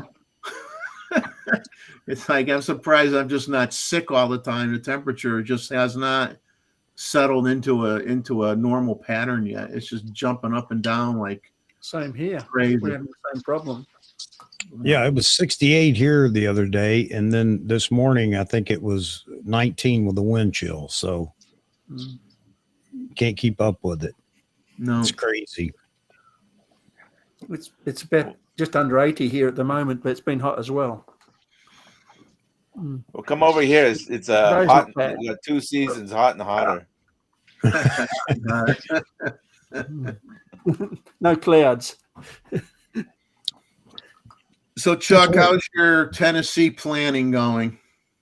Well, it's going, but it has slowed down, of course, through the winter and other things going on. But still, we're just at a point now where I think we're going to put the house. We're going to look for a cash sale, as is. It's just too much to try to continue to go down this path. But the problem is right now the market is slow. And if anybody's trying to sell a house, they know. We missed the real boon during COVID. Man, everybody wanted houses out here where I'm at during COVID. But you can imagine how difficult that would have been to move. All right, everyone, stop wearing masks so Chuck can sell his house. All right, hang on a second. Here we go. Hey, Caught him drinking scotch again. We almost have the Brady Bunch going. We need 2 more participants. If that was scotch, this would be a very different live stream.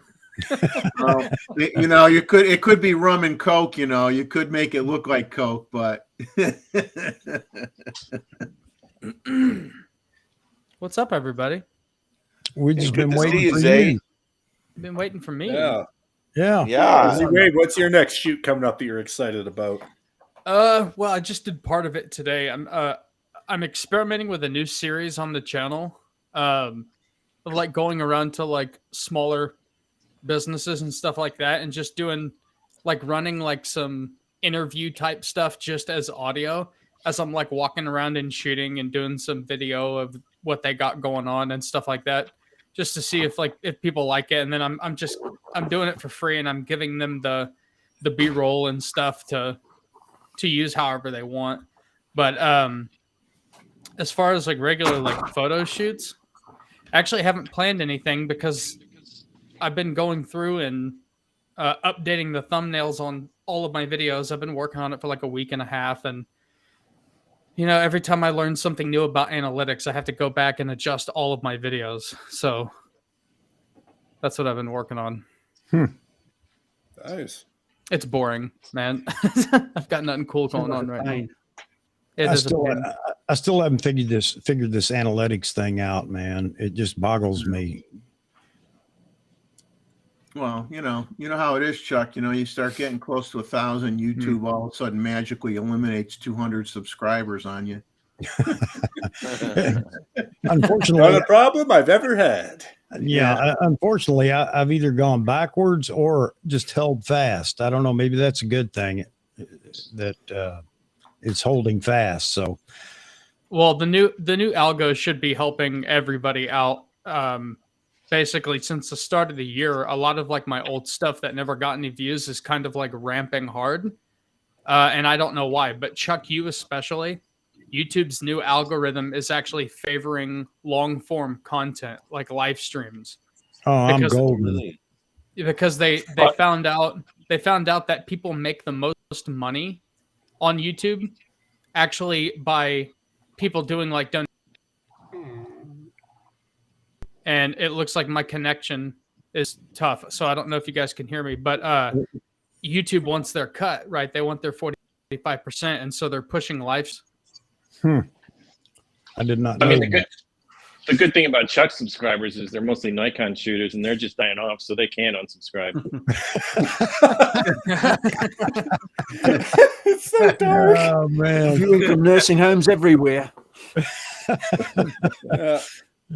Hey, Z-Wade, how do, when you do live streams, how do they make any money since there's no ads? Well, YouTube found basically live streams get more super chats than regular videos get super thanks.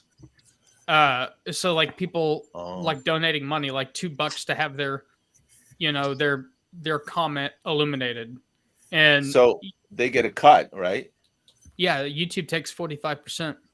Woo!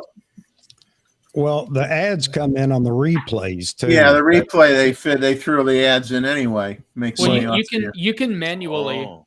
you can manually introduce ads. I don't do it on my live streams, but I've seen on other live streams people will say, "Hey, sorry, people that don't have YouTube Premium, I got to run an ad," and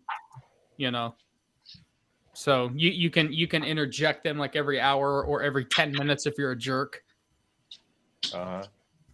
And but yeah, it's interesting. So YouTube they're basically trying to do shorts and long form at the same time. They're trying to kill TikTok, which I think TikTok is going to die on its own through regulation. And I guess they're going after Spotify now because Spotify's a big podcast thing, long form content. And so they're trying to get that too. They just want it all. And I'm fine with it because I'm on the platform. They do whatever they want. Hey, Joey's getting ready to take off, folks. So I just wanted to say thanks for dropping in, Joey. You're always welcome in here, man. Always enjoy you being in here.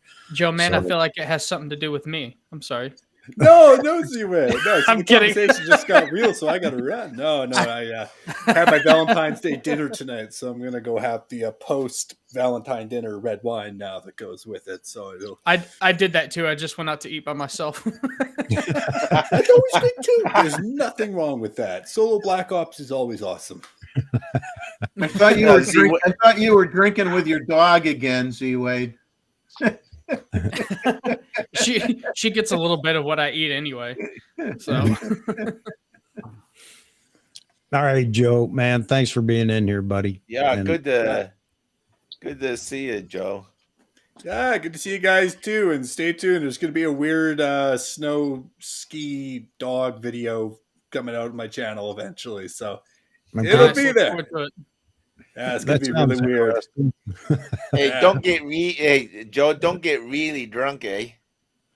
Oh no! My Oh, cousin no. drove and crashed a skidoo before.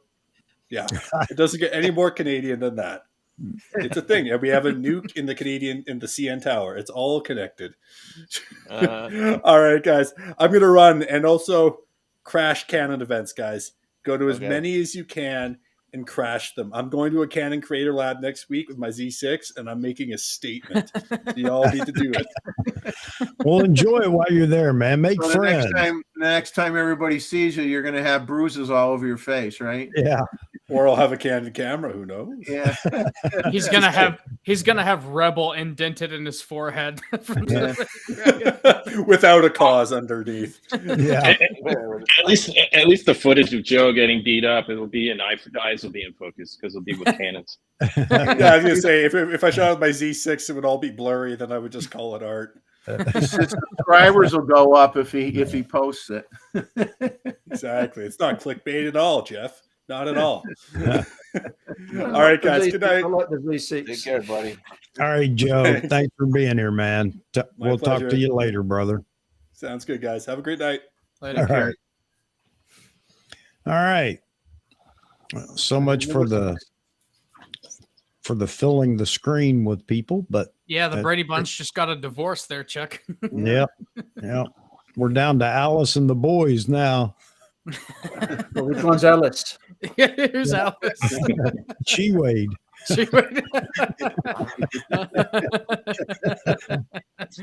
Oh man. I guess that makes you Wade Sam the Butcher.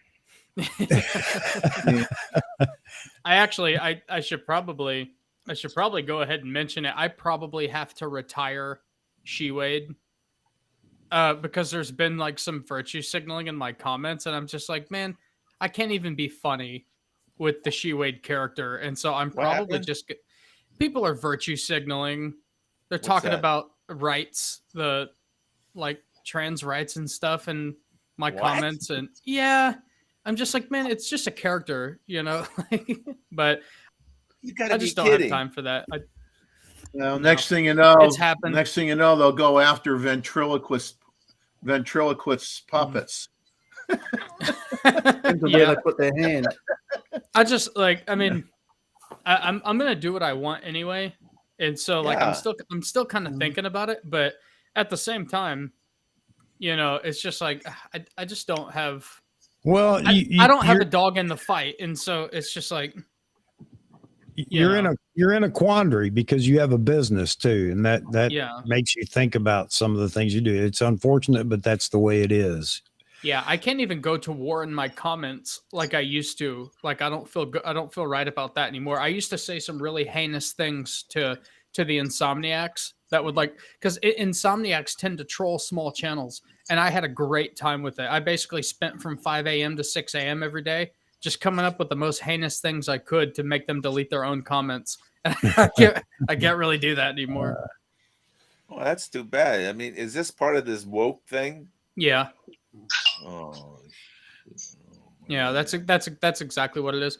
And I don't know. I'm still thinking about it. It's just like, do I really have the energy to be a renegade? It's like, no, I can just throw the wig in the closet and call it good. It's actually That's very sad. I mean, that's fun. It is, and it's goofy and it's poorly put together. Like I intentionally, Chuck, I don't know, get it. man. It's dumb. I think it's just man. people wanting. I literally, I have friends. And like, I get along with everyone, you know. Well, But- unfortunately, miserable people want everybody to be miserable like them, and they try to bring everybody down. That seems they to win. be, Yeah. seems to be the American way lately. I mean, Yeah, then they end up winning. It's not even really a woke thing. It's just people being jerks. I mean, you're not like making fun of anyone. You're just putting on a wig and Yep. character. You're not making fun, diminishing anyone or anything like that. So it's just Yeah, If anything, like really what She-Wade was supposed to be in the news pieces is just it's basically like it was going to develop into me beating up myself, right? And so She-Wade was just the character that I totally would have like no respect for, right? And so it was just going to be like a comedic banter of me, of me just saying,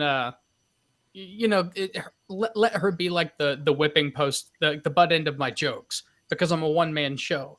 You know, if I had a producer or a videographer, which I may have pretty soon, but if I had somebody else on my channel, I would have that banter too.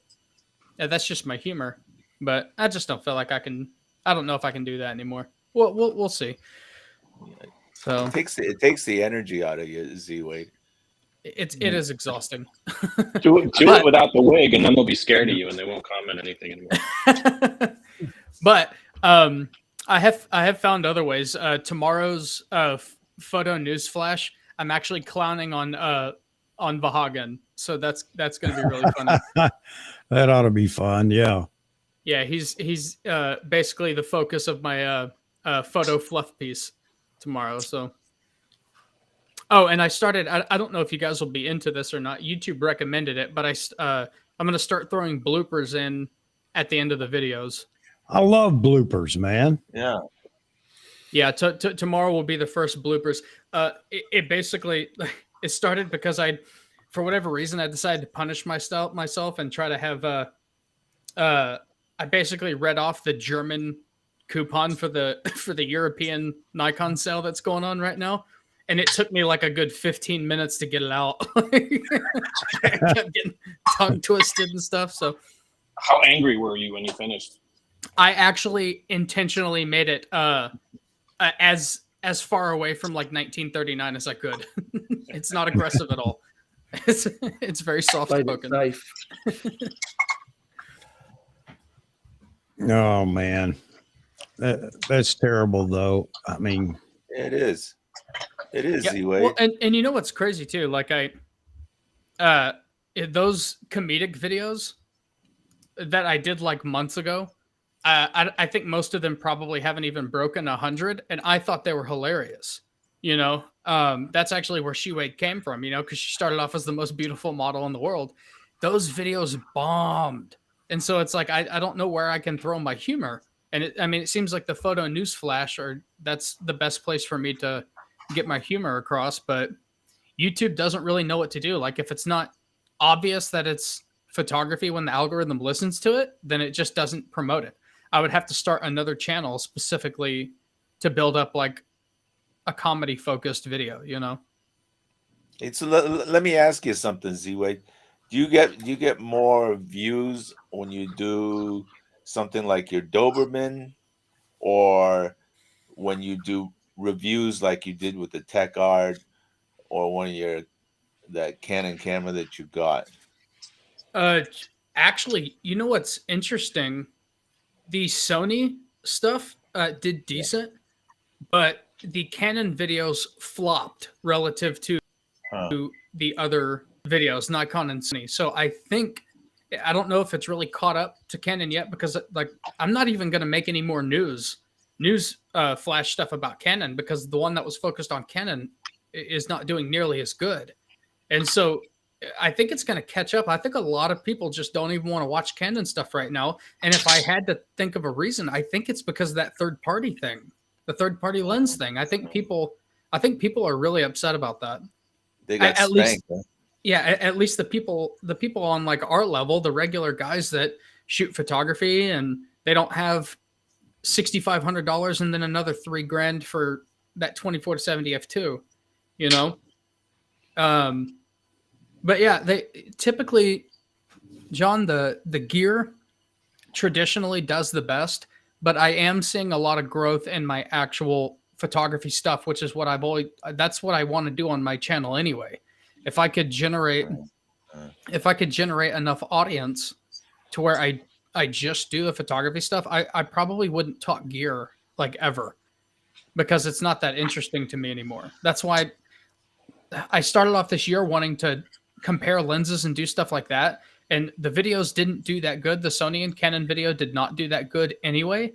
And that cost money. And, you know, like if I'm not, I know people want me to do things for free, but I just can't.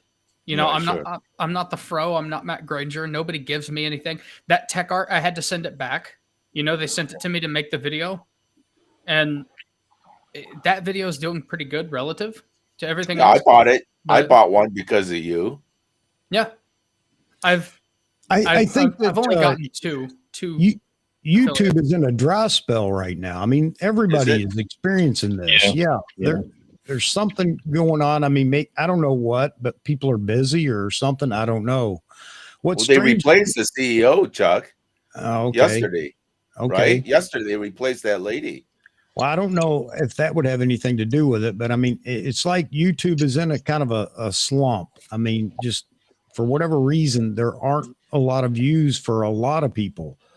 So I don't know. I don't know what's going on. Well, I'm some of my basically every video that I'm putting out, and this isn't YouTube. This is just like, you guys have no idea how much time I spend, like educating myself on what to do. Like it's not, I don't think it's my personality. Well, that's part of it, but it's not just my personality that doubled my subscribers this year. You know, it's like I work really, really hard behind the scenes, you know, little tiny increases to get the quality up and the analytics, and then doing like the thumbnails and stuff. But my new stuff is doing about what I expect.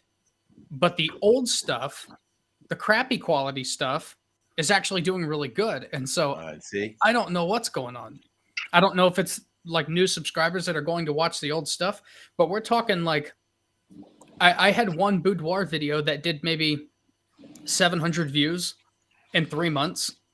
And just in the last 2 months, it's now at like 17,000 views. And I didn't do anything with it.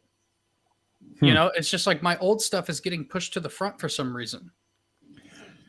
Yeah. I don't know why. Rakesh says everybody's watching shorts and reels and TikTok. And I mean, there is some truth to that. I don't know what it is.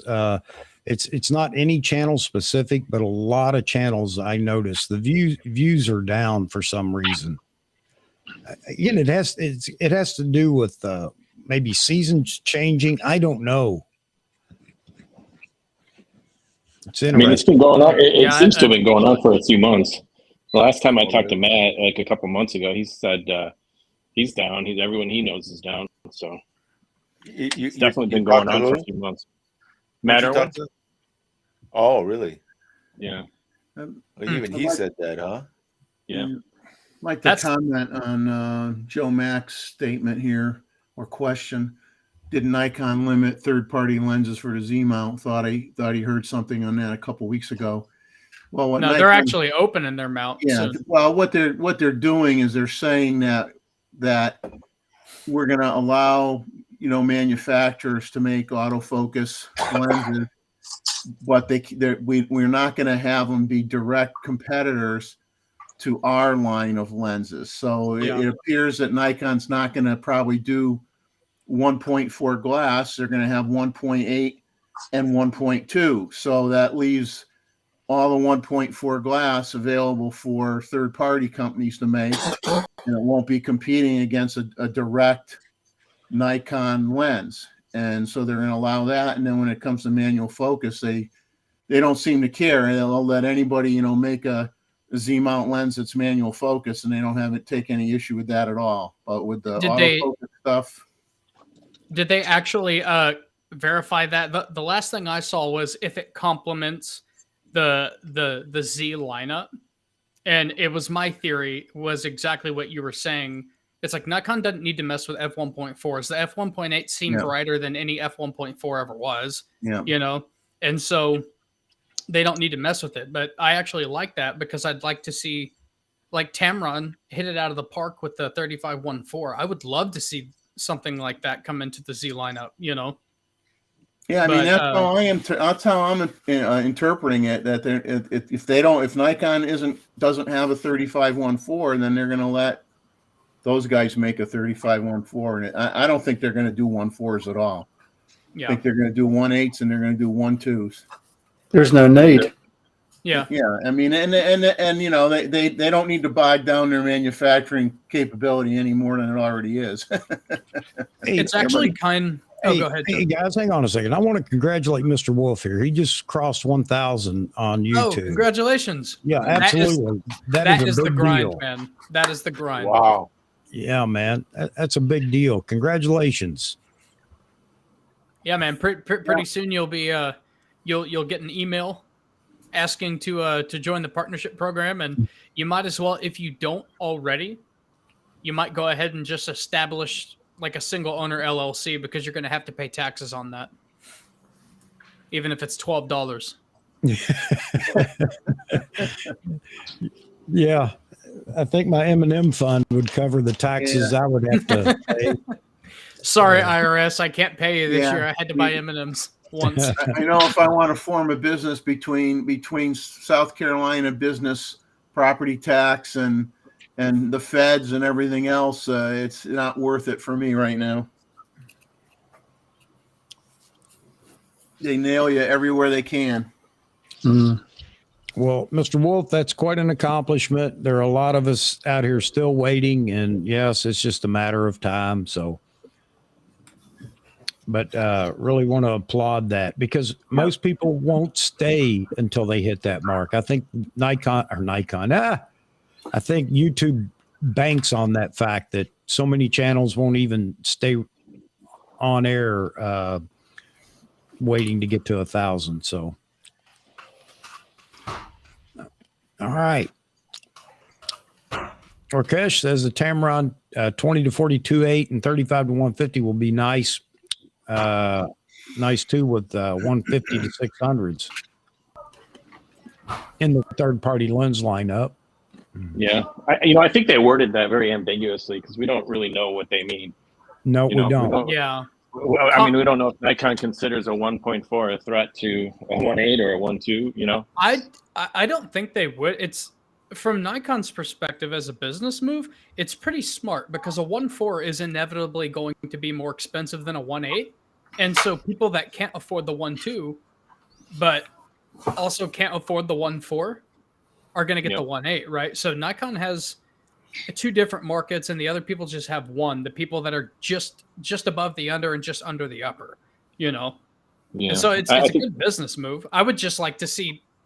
I mean, in a perfect world, you would have all kinds of options from everybody, you know. But yeah, I mean, DX is definitely an area where they could use some help. Yeah. I could see them using them for DX and also for other lenses, even with competing apertures. Maybe they just don't have as much protection. Maybe they don't have the seals, you know. Yeah, DX is a big problem, and I was actually shocked when they snuck out that pancake lens. I was really surprised that it wasn't specifically for a DX model. I thought for sure that was going to be a DX lens too. I don't really understand the logic of coming out with it for full frame. I think it should have been a DX pancake lens. And Mosman, I hadn't thought about that, but it might actually do Nikon some good to just say we're not going to worry about DX lenses ever, at least for the foreseeable future, and let the third party take all of those because Nikon has already positioned themselves as like making more premium products than consumer products, you know. Right. And so it would make sense for them to just say, look, you guys can do this and brand it, and then we're going to step in every once in a while and just put our name on it too, like they did with the Tamrons. with the Tamrons. So yeah, that would actually, I would actually approve of that. Maybe because I'm not a DX shooter, but I don't have a problem with Tamron or Sigma lenses either. They've really done good in the last 10 years or so. So I still remember when they're terrible. What's that? They used to be really terrible. Yeah. I've got a whole pile of Sigma lens caps from the lenses that failed. Well, you can sell them as coasters now. Yeah, I know. As coaster set. Just for spares. Hey, Roy, you have any solar guards? Yes. I got one somewhere. Yeah, I have a box full of old lens caps and hoods, and just in case they need it again for someone. Speaking of lens caps, I wonder if you went around to like all of the most popular photography spots, how many Zeiss lens caps you would find like laying around, because those things will just blow off with a sneeze. Yeah, they're pretty well, bad. then they sell them on eBay for $40 or something stupid. They're so bad. Israel, just starting photography, went to a macro photography class today. There were 10 of us with 5 using Nikon, 3 Canon, 1 Sony, and 1 Leica. The Z bodies are popular. At least they were where he went today. That's great, man. That's great. Anybody that goes to a macro, anybody that goes to a macro photography class with a Leica is starting off on a very, very well-funded foot. If you're a student with a Leica, I'm kind of jealous. There. What is it, Z? What I is it? did a Hang review on a of that. second. Hang on a second. Hang on. Hang on. That's a Soligar lens. Oh my god! Oh my god, Mozman. I bought one of those from the Houston Camera Exchange for like $17. Oh my god! Yeah, I got you this. I don't know. I got it with a camera or something. I've never used it. It's terrible. No. Yeah, I know. That's why I've never used it. It's bad. I'm going to give you one that's just as bad. Okay, Vivitar. Let's see. Five star. Hang on, Jeffrey. What is 5-star? 5 star. Yeah. Did you get it out of Popular Photography? Well, I got it with a vintage camera that came with like 2 or 3 lenses, and they were all off-brand lenses. And then I bought some brand lenses for the body, but I still have the, Look at that. This is a 500. No, this is 150. I can't even read the damn thing. Wait a minute. This is a 500 millimeter lens, f8. Nikon? No, the 5 star. I've never even heard of them. You can use it. You could use it as like the club in your car.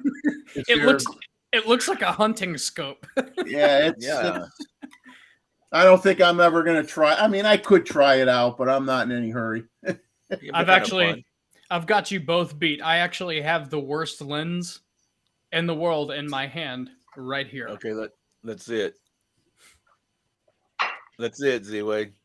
It is not as old as those, perhaps. It's actually probably a fairly recent lens, and that is the Sony 35 millimeter f1.8. This thing is like so okay for $700 or $800 that it's offensive, right? Yeah, you're right. This thing is. I had one. This thing is so average, and it's like $7.99. Specifically, like, I made a video. The only reason I did the video is because I wanted to make an apology to Nikon, because I'm no fan of the Z35 for its price. This thing is just about the same price, and this thing is awful. Well, it's not awful, but for $700, it's awful. This is a $350 lens. Embarrassing. Albert, downtown Brooklyn, New York. Many hipster photographers may be seen. The majority use rangefinder film cameras, and Olympus Digital are infatuated with Mamiya 645 lenses and projection lenses. Is that the fad? Yeah. Does my video quality look as good over there as it does here? No, it's pretty pixelated. It's pretty dark. It's pixelated, Z-Way. Yeah, my internet is actually really terrible here. It's as bad as that lens you just held up. Yeah, I thought you were gonna bring back that show Dark Shadows. Oh my god. Yeah, it's actually a shame because I've got my Z9 in the 20 millimeter 1.8, which is awesome, and it's pixelated because of my internet. Love that 20 millimeter 1.8. I actually, I don't know. I don't think the video has come out yet, but I have a video coming up. I actually think now that the 20 millimeter f1.8 is technically the best lens in the Z lineup. It has more contrast than anything else that I have. In fact, more than any lens. The 20 millimeter f1.8 S.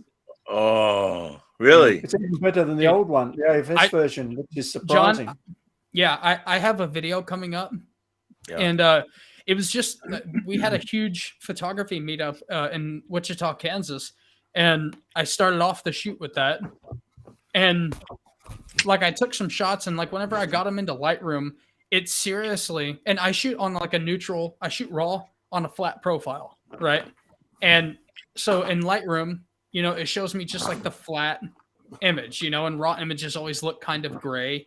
They're just kind they of look flat. awful until you put your presets in. This lens seriously has such good color that it looks like a JPEG. And it's sharp to the edges. Yes, it is. Yeah, it's a great astro lens. A lot of astro guys use that lens. Yeah, it's absolutely it's sick. It doesn't have that secret sauce that the 51.2 has, but in every other regard, I actually think this lens is better. It's wide enough for astro. Oh yeah, a lot of people use the 21.8 for astro. Yeah. You got one too, Jeff? No, I don't have one. I don't shoot astro, but I've met quite a few people that are really into it big time, and they love that lens. I've got the IFS one. It's brilliant. Yeah, it ain't cheap, is it? It's No, it's over not. $1,000. I don't think It it's is that cheap for bad. what it is. Oh, is it? It's It's cheap for what it is. it's $1,000 before tax USD. Yeah. Yeah. Rakesh has a Mamiya 80 2.8. Says somehow he's not liking it. Depends on which Mamiya 2.8. Well, what's he putting it on? There you go, Rakesh. It's a standard lens, right? Yeah. Yeah. Hey, Brian, good to see you in here, man. I hope you're doing well. I guess you've been out shooting, but nice to see you in here, brother. Yeah, Rakesh is saying he uses the 21.8 for astro. 645 Pro. Yeah. Yeah, it's it really is super, super good. I avoided it for a long time because like 20 is now. I really liked the G version of the 20. That was one of the few G lenses that I actually liked because I wasn't a big fan of that whole line. I was like a D series guy, but the 20 millimeter was really good. And when I first got this, I couldn't really figure out if I liked this one better than the 20. I just hadn't used this in enough areas. This one is way better than the G version, I think. But I haven't shot the G version in like 20 9 years. millimeter range has been a astrophotographer's lens for a long time, and all they were looking for was corner to corner sharpness. Mm-hmm. Yeah, and they wanted good control where the stars didn't look distorted. That's really the corner to corner because that's where you would see it is off to the edges. And because I know when I got the 14 to 24, F mount version, that's been a while ago. A lot of people were asking about it and wanted me to take pictures that go out and take some pictures with stars and things so that they could evaluate whether it was the lens for them. All right, Maz has got to get out of here, folks. So, hey, Maz, I really appreciate you being in here, man, tonight. I know everybody else did too. It's good to see you and hear from you. We did see you for a moment. That's good. Just for a second, yeah. I didn't think it was that great, but no, I'm just kidding, buddy. Well, that's why I put a lens in front of my face. But hey, man, thanks for being in here. I had a good time, and you know the deal. Anytime you want, buddy, all you have to do is let me know, and you're in here. Which goes for everybody in the audience. This isn't just about the folks that you see now. It's anybody is welcome to join. And I wish some of you would take me up on that and get in here and beat it up with everybody. All right, but thanks, Mom. Anyone can. Yeah, I think live scares some people. It really does because there are no do-overs. What you say is out there forever. So maybe that's it. I don't know. Shows all your wrinkles. That's the problem. Shows all the double chin, all that stuff. Yeah. Hey, all Nikon users seem to have them. Searching for coma. Yep. All right. Well, Chuck, I appreciate the link and appreciate you having me on. And it's good to see everyone. And if I didn't have to go out shooting tomorrow and get ready. Have fun, Maz at WPPI. Give my best to Vog if you see him. If I go, I will. Yeah. Okay. Yeah. Good luck tomorrow. Yeah, take care. All right. Man. Thanks, guys. Have a good time out there, Maz. All right. Thanks, Chuck. All right. Talk to you later, brother. All right. Bye. So Chuck, to your point about live being scary, like I was really, really like freaked out whenever like I had to convince myself to go live for the first time. This is before I met anybody on the panel. But like I actually wondered, I was like, maybe I don't know as much about photography as I think I do. And I was like, what if I look stupid live you know. So, but Hey, I just went for it, and hey I was Z-Wade, able to. let me because I watch your channel, and the reason why I watch it because you happen to post it just at prime time for me when I'm here. Oh yeah. So I get it fresh like within the second or 60 seconds after you post it. And I think your voice is beautiful. It's great. Angelic, thanks. Yeah, it's very it flows. It's got a great flow to it. You got a great smile. You got a great character. Your lighting is down, and I don't think there's anything to be afraid of it. And your content's great. You're funny. Especially talking about the door on the Z9 and things like that. You like that short? Yeah, so you got great humor. Yep. I don't see anything wrong with it. I think it's great. Yeah, this is like I went live for the first time like 2 years ago, and I was like terrified. I don't want you to feel like to get down on yourself because. Oh no, I don't anymore. This was like 2 years ago that I was like terrified to go live, and it's different now. Yeah, I didn't. Right, you guys, once you guys you've should been go on, back. You should go back and watch easier. my first video. It's so bad, but I can't take it down. It's just like a reminder of where I started, but it's a Tamron 70 to 200 G2 video, and it's so terrible. You can see my heating unit on my wall behind there. Like it's so bad. It's so bad, but I leave it up. No, you got a good shtick, Yep. Yeah, I appreciate that. I'm trying, man. Your I'm just last trying one with the little bits at Doberman. a time. Oh, the short. Yeah. Yeah. I thought that was gonna go viral because. And I don't know if it's because it's the Z9 or because it's a Doberman Pinscher. Because for whatever reason, Doberman Pinschers are really popular on TikTok. Like there's a thick community of like Doberman Pinscher lovers. So I don't know which one it was, but in the first 32 minutes of that short, it was at 800 views, and then I was like, "Oh my gosh, I'm going viral!" And right before I went to bed, it was at like 900, and then I woke up in the morning and it was at 932, and I was like, dang it. That was that close. Good, I got some subs off of it. So all right, Brian's out making money tonight. He shot the world's largest outdoor pond hockey event today. Teams from all over the world. Really cool event. Shot in 26 below weather. No, that ain't fun. With my A7 III and A1, batteries lasted well over 6 hours. Well, good, man. Glad to hear that. Wow. And nice. I don't know. I would last 6 hours and 26 below, but no, for me, the camera would last much longer than me. Yep. Yeah, Shot over 3,500 images. Wow. Woo. Have fun going through those, buddy. Man. He's not going to be able to. He got frostbite on his trigger finger. He won't be able to hit the mouse. Yeah. I can't imagine it that cold. Z-Wade, wanted to ask you something. Like I don't post that many videos, but I posted that one on my Leica collection, right? Mm-hmm. And it's got like just now it has over 5,000 views, and it starts climbing little bit by little bit. Then you look at the Nikon one, which is a lot better production, and it's less than 300. It's because somebody's not going to watch a video on a Honda Accord. They're going to watch a video on a Lamborghini because they'll never have it. Leica are more exotic. Yep. Yeah. Good old fashioned dreaming. I see. Yeah, they're drooling over. They want a Leica, your Leica. That's what it is. Yep.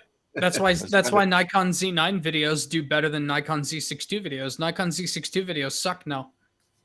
Really? Yep. People aren't shopping for them. Really, they're waiting for the next one. I think.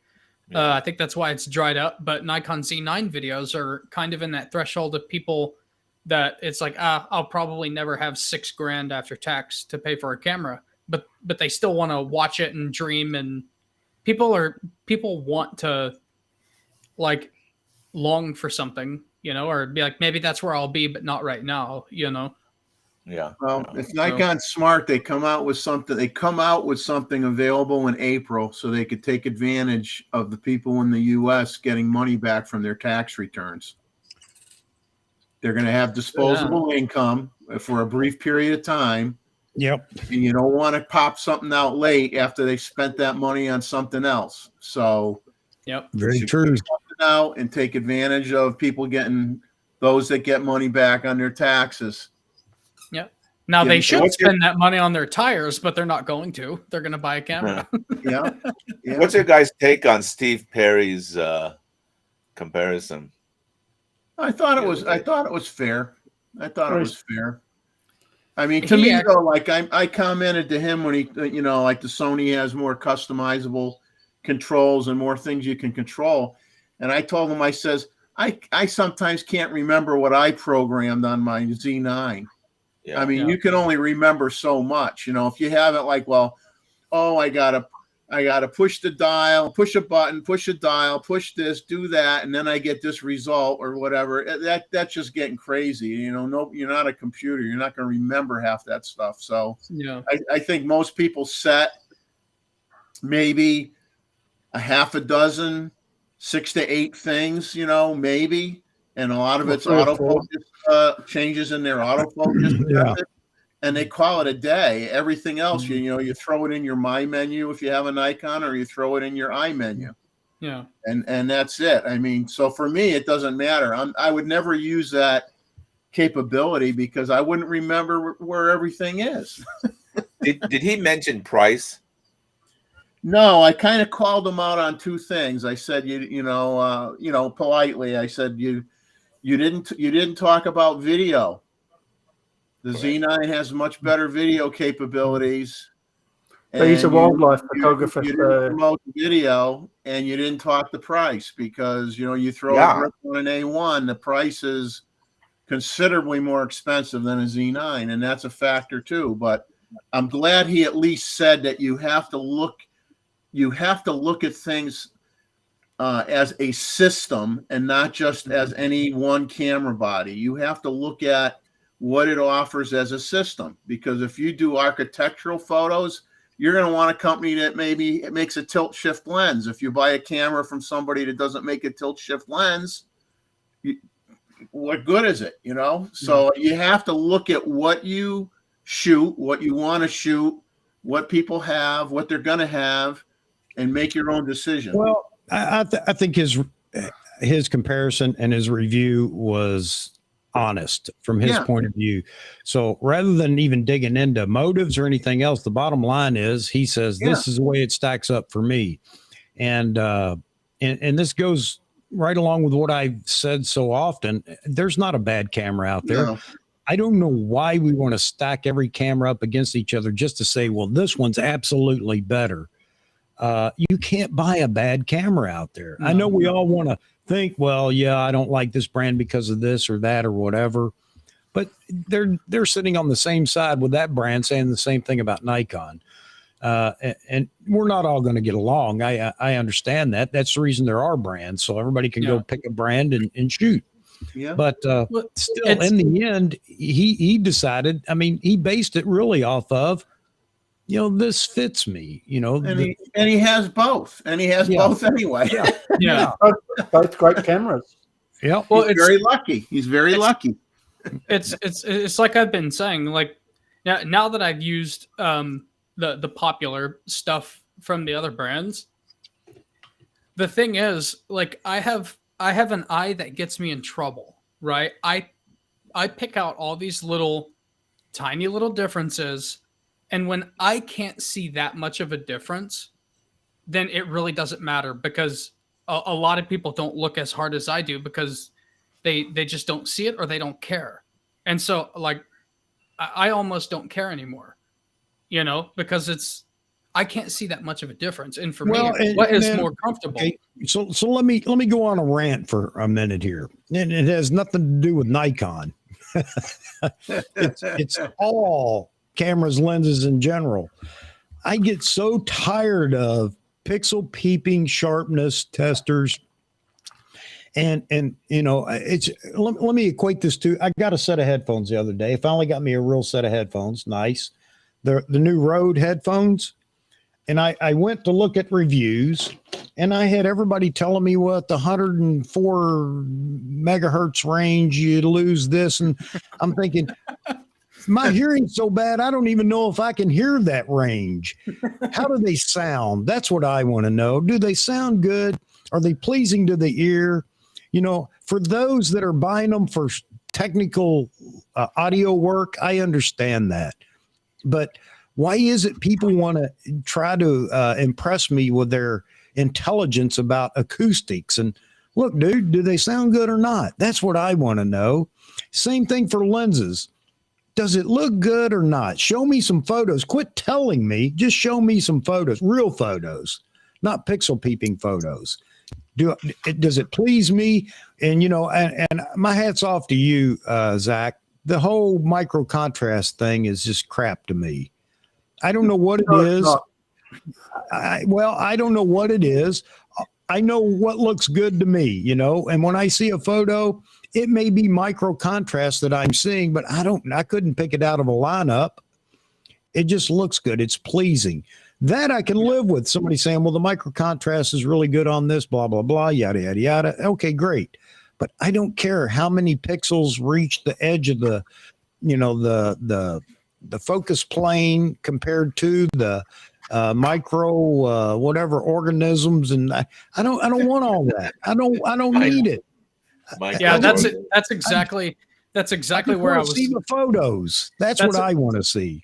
And see, your headphone story is basically like my comfort story with cameras, and that's what I learned from shooting the other stuff. Like the Sony hurts my hand just because of the way the back is. It hurts my hand, and the Canons to my hands feel flexible, right? They feel very thin.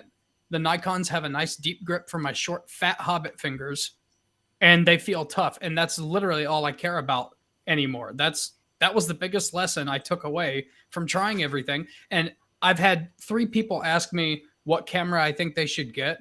And instead of going into this explanation of the prices of the lenses and who makes better lenses, I tell them to go to Best Buy and hold them. Yes. And then come back and talk to me. Yeah, that's step one. If it doesn't feel good in your hand and the buttons don't fall where your fingers want to rest and that kind of thing, then you're not going to use the camera. I tell people that all the time. Anybody that asks, well, what brand should I get or whatever, you know, my buddy shoots this and he says it's the best, and so does this, and I just watched a review.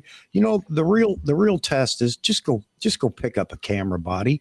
You know what? Anybody, you can pick up a Canon any model, really, a Sony any model, and a Nikon any model, and guess what? You'll learn real quick which one feels best in your hand, and whatever one feels best in your hand, you're probably going to use it. Yeah. And then the next piece to that is aesthetically. You know, all cameras look different.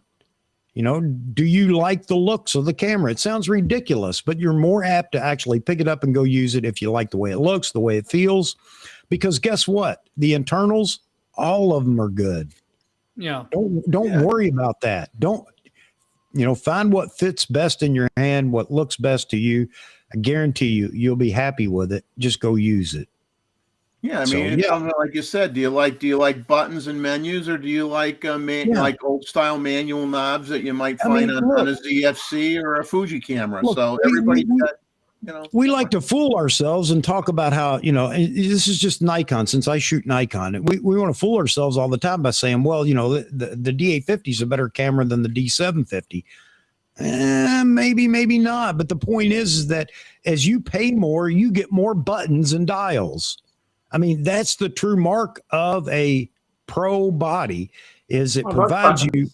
Yeah. You know, it provides you with all those buttons and dials and things. So you're not menu hunting, and it's a chunk, meaning it's built very well. And it's going to take some abuse unless you drop your Z9 with the. Yes, someone did that. It picked up this week and it still doesn't work. Oh man. But my point is, again, you know, And I've been one of them that does that. Is I get too caught up in, I shoot it, so I gotta, mine's the best. No, it's the best for me, and I'm happy about that. So I don't want anybody trying to tell me, oh, you need to go shoot. No, I don't. I'm happy. I'm happy with what I shoot. And I hope everybody that shoots anything else is happy with their camera. I mean, you want to have fun and poke fun at, a Nikon, if you're a Sony shooter or a Canon shooter or a Fuji shooter or whatever, that's fine with me, and because we do it too, but, be happy with what you got. And I don't mean that in don't go buy new cameras, because that's the worst marketing pitch there ever was that so many photographers throw out there. Don't worry about a new camera. Shoot with what you got. And, don't worry about a new car, drive what you got. Same philosophy. Jeff and Wesley Wildlife, good night. He says they're going to bed. And to answer your question, definitely a Polaroid.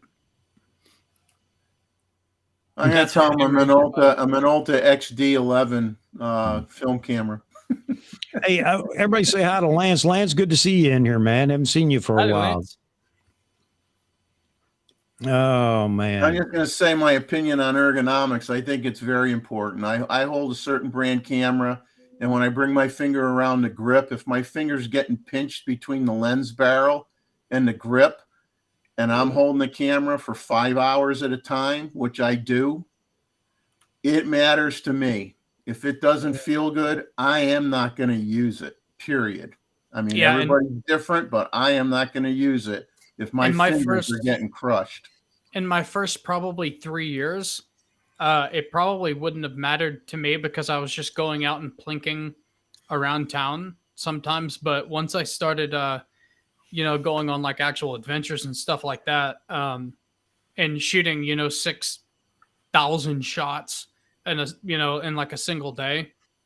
I mean, I was still using Nikon back then, but who knows? Like, if I would have been using something else, maybe it would have. I don't have anything to compare it to besides my recent experiences, but I can see certain cameras, not the Canons. The Canons are comfortable, but Sony in particular, I can see that becoming a problem. Not that it's bad for everybody, but because my hands aren't very wide, it just gets dug into right there. It's like I couldn't do that probably for 5 hours.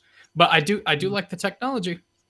The A7R5 was a really, really killer camera. It just was uncomfortable for my hand, Yeah, I mean, I held a friend's Sony A1, and I thought that was a marked improvement from some of the other Sony bodies, and I thought that was ergonomically much improved over some of the other Sony cameras. I love the A1, especially the sync speed. Mm-hmm. Hey, Flintlock, whose fingers were getting crushed?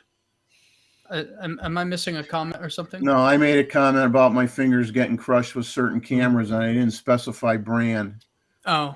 And I just said I think ergonomics are important because some don't seem to think it matters. And you can look behind me. I got a shitload of cameras that I use, so I have a little bit of experience. You got a crap load of cameras. I got 50 plus years of experience using just about every camera that you can imagine. So I think I could speak about ergonomics. Yeah. I mean, for some people, it may not matter. It may not matter at all. I mean, if you have a big hand, you have a big hand, and your pinky is going to fall off the bottom of everything anyway, except like a pro body. And then if you have like crappy little hands like mine, I got these short, stubby fingers. Yeah, depends how long you're shooting for too. I mean, if you got the camera hanging off your neck or whatever, and you pick it up, you take a few pictures, you put it down, then it's not gonna bother you a lot. Look, when I talk about picking up a camera, this is for people that don't own a camera yet, and they're asking what brand. Okay, if you've already been shooting a brand, you're used to it. You're probably going to defend it because it's what you have or whatever. I'm not talking about that. I'm not talking about people that, picking up a Nikon that never shot a Nikon and saying, oh, this is better, I'm switching. No. But you know what? The truth is, if you do that before you get used to a camera or brand or whatever, you're probably going to pick the one that you're going to shoot the most just based on the feel and the looks. Oh, man. Yeah. Oh man, what was I gonna say? Dead air. Yeah, hand sizes do matter. And that we'll leave it at that. We won't touch that anymore. Yeah. So, like to your point, you're saying hand size matters as your reference, as I referenced. That's why, like you said, ergonomics is like overrated. But if hand size matters, then it's really it just depends on whose hand, right? And so it may be overrated to some extent to some people, but to some people, it really does matter. I actually see a lot of the women photographers that I know shoot Sonys and Fuji's can be a little tight too, and they shoot those cameras because their hands are smaller and they don't have a problem. But if you got long chunky fingers, then it can become a problem. Now, what I actually do like on the Sonys is actually the front of the grip. It's got a really deep cutout for like your ring finger or whatever finger you want in there. For me, it was the ring finger. I actually like that a lot. Because like pretty much all the other cameras, it's kind of like a smooth thing, but that one's like really deep and like grippy. And so like that's cool. I would welcome that on like a Nikon, the same depth, but that nice cutout. But I mean, some people might not like that cutout, Some people may just use one finger, but me, I tend to work my cameras really like this. And so having something deep like right there would actually be really welcomed, I'm looking at Jeff's cameras over his right shoulder, second shelf, the film cameras. Oh yeah, I got. Oh, there's some beauties there. What do you got there? Look at that. I actually got a 1930 era plate camera that I'm dying to go out and shoot with. Nice. Well, look at those beauties. So that's my. I haven't had a day because my friend likes to shoot old 8mm movies. He has a bunch of. I think it's MovieCon. I think they're Zeiss movie cameras, and those things are just made phenomenal. I mean, you wind them up and you push the button and it purrs like a kitten. I mean, it's absolutely gorgeous. And but he's collecting a lot of 8mm cameras, film movie cameras, and I collect cameras. But we don't go out and shoot the street stuff unless we have a day. What is that? Right enough for him to shoot the movie, so we have to wait for a good sunny day to go out. Jeff, what's behind you? What's that one SLR, the black one next? Yeah, is that a Fuji? Is that a Fujica? Yeah, that's a Fujica ST801. It was the first. Wow. It was the first camera made that had LEDs in the viewfinder on the right hand side. Yeah. Oh, that's cool. And I owned that camera growing up, so I made a point of I pretty much bought every 35mm film camera that I owned growing up. Hey, Jeff, your little flash that you got, the nostalgic flash, Adorama's got that on sale right now, I think for $89. That's in different colors. That's a LED one, right, Chuck? Yeah, I don't know how it works. It's the Godox. Yep. And it's a retro look, and they got two different models. And here it is here. Yeah. And you flip it up. You flip it up, it locks. Then you fan it out like an old style dish. What the heck? I love it. And it's got a pop out flash bulb that, you know, you don't change the bulb. It's just there all the time. So you push a button, it pops out, and it's great. It'll work with like an old Raleigh Flex. It'll work with old cameras. It'll work with new cameras. I've done it, put it on my D850. I've put it on my Raleigh Flex, and you know, it does a great job. It's a great. So what is it? Great TTL? flash. Or how's it? How do you use it? It has a limited automatic range, so sometimes you're adjusting it, you're shooting it manually a fair amount of time, but it does have a limited auto range to it as well. It's on sale right LED? now on Adorama. You can get it in white, black, blue, red. This is the back of it. I did a review on this. If anybody goes to my Yep. channel, Okay. I did an extensive review on this flash. Okay, I'll go there. A That's pretty cool. Lux Senior. It's really, really cool. And you don't have to shoot it with it fanned out. If you collapse this like this, you get a broader light coverage when you shoot it without it fanned out. Okay, when you fan it out, it's a little more concentrated. But it's interesting trying it both ways. But it does work very, very well. It's a real fun flash, and it's affordable. That's cool. And it's great for us old farts that like using it on old cameras. $89, huh? Yep. Yeah, I mean, I paid over $100 when I bought it. You get it for 89 Wow. bucks. That's a steal. Yep. On sale right now on Adorama. And something else I bought recently is because I have a lot of rangefinder cameras, and I've got a lot of rangefinder cameras that don't have metering systems in them. I actually bought a reflective light meter that I could slide on to the hot shoe and actually meter with this and adjust the dials on the top. And it has, you know, like a plus, a minus, and a dot that'll light up. You know, when the dot lights up, the exposure is correct. Who makes it has guidelines on it, so you can see different combinations of shutter speeds and f-stops to use for the correct exposure. And it's great if you don't like, because sometimes, you know, I don't feel like carrying a handheld light meter, and you know, reflective meter is more like what you have in your camera. So it wasn't a lot of money. I mean, it was like 50 bucks or 60 bucks or something like that.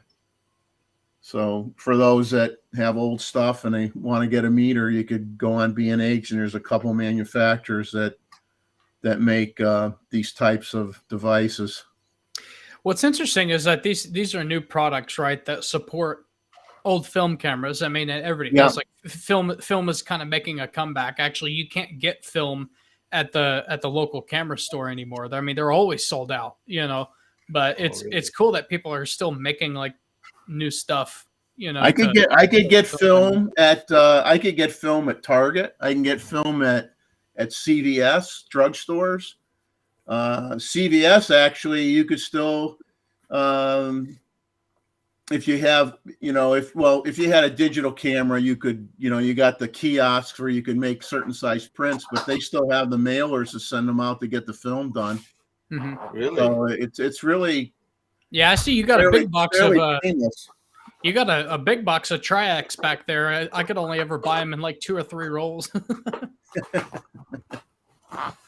But you know, it's interesting. I mean, I don't do it a lot, but I do it for fun, just to do something a little different. Uh-oh. Look at all that gear. Uh-oh. Oh yeah, I got the. It won't focus. Yeah, I got the old handheld ones too. This one's a Weston. I don't know if Roy will remember this. They used to have. I certainly remember them. Weston used to have their own numbering system. I've got one somewhere. Yeah. But I'll find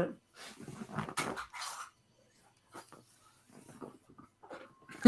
Lance, Roy was like, "Wait, hold my beer." No, they must be in the garage. A whole pile of older gear in the garage. I got a Western and a few other things. A few more Sikonics. I like Sikonics. I got an old. Yeah, do you have the new Sikonic anniversary? No, I don't. I don't believe in that sort of stuff. I don't want to pay extra for something that's ordinary. Thanks, Yeah, Roy. You rain on my parade.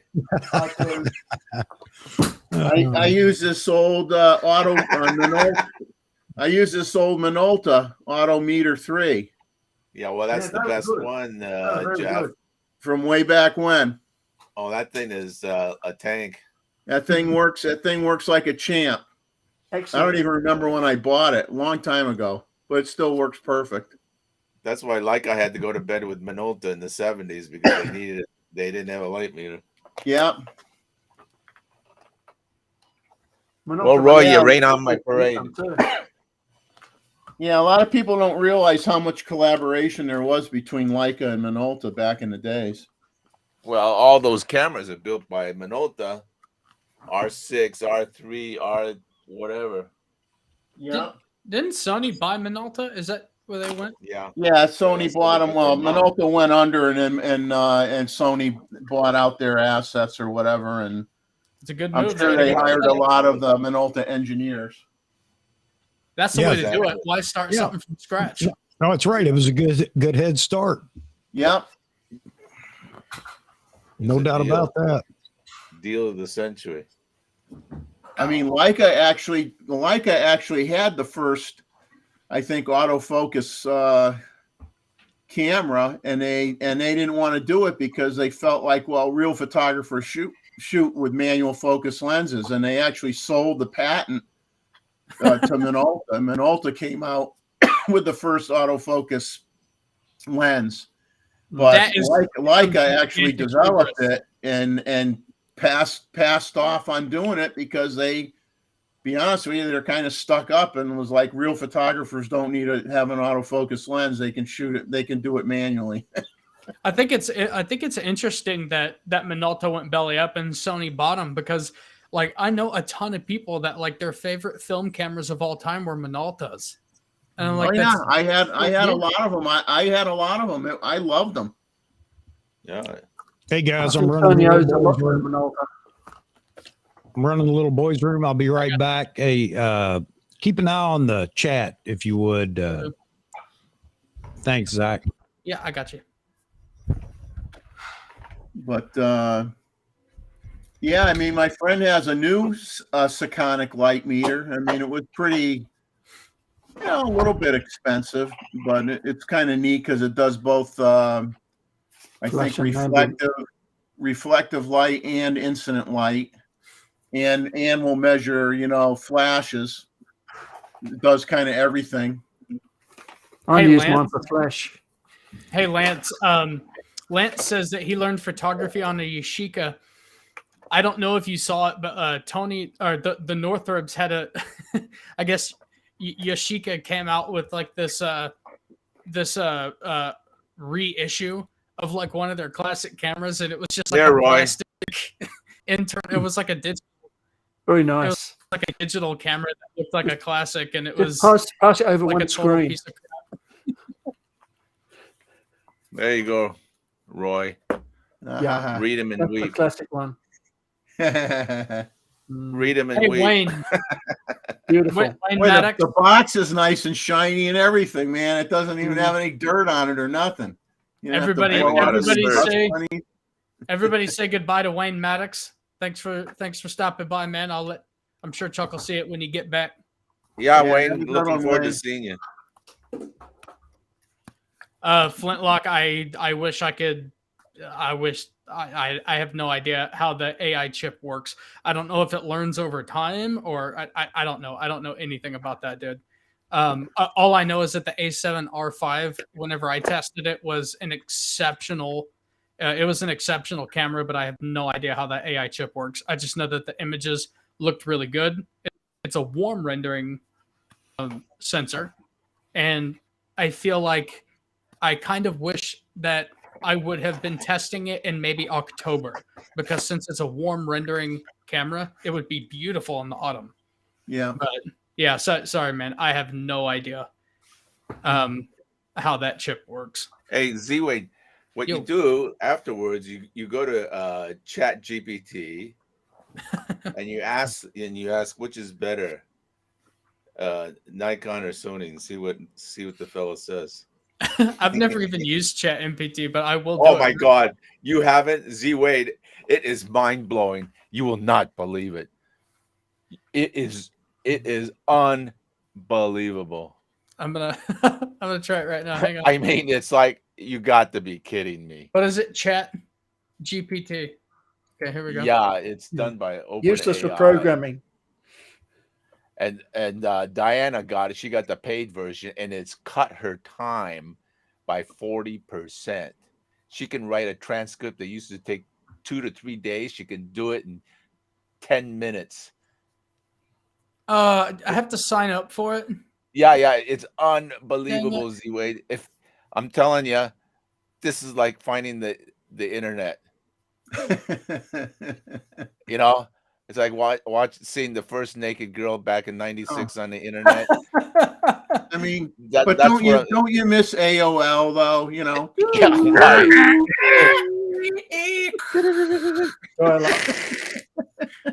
You got mail. Yeah, you That got mail.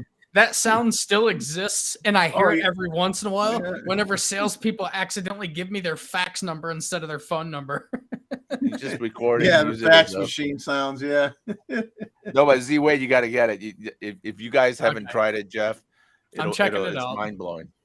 I'm checking it out. Actually, what I'm going to do is, if this is what I think it is, my favorite comedian, Tim Dillon, tried it out. He said, explain Ukraine in the style of himself, like Tim Dillon. And it actually it did a really good job. It's bizarre. It is really bizarre.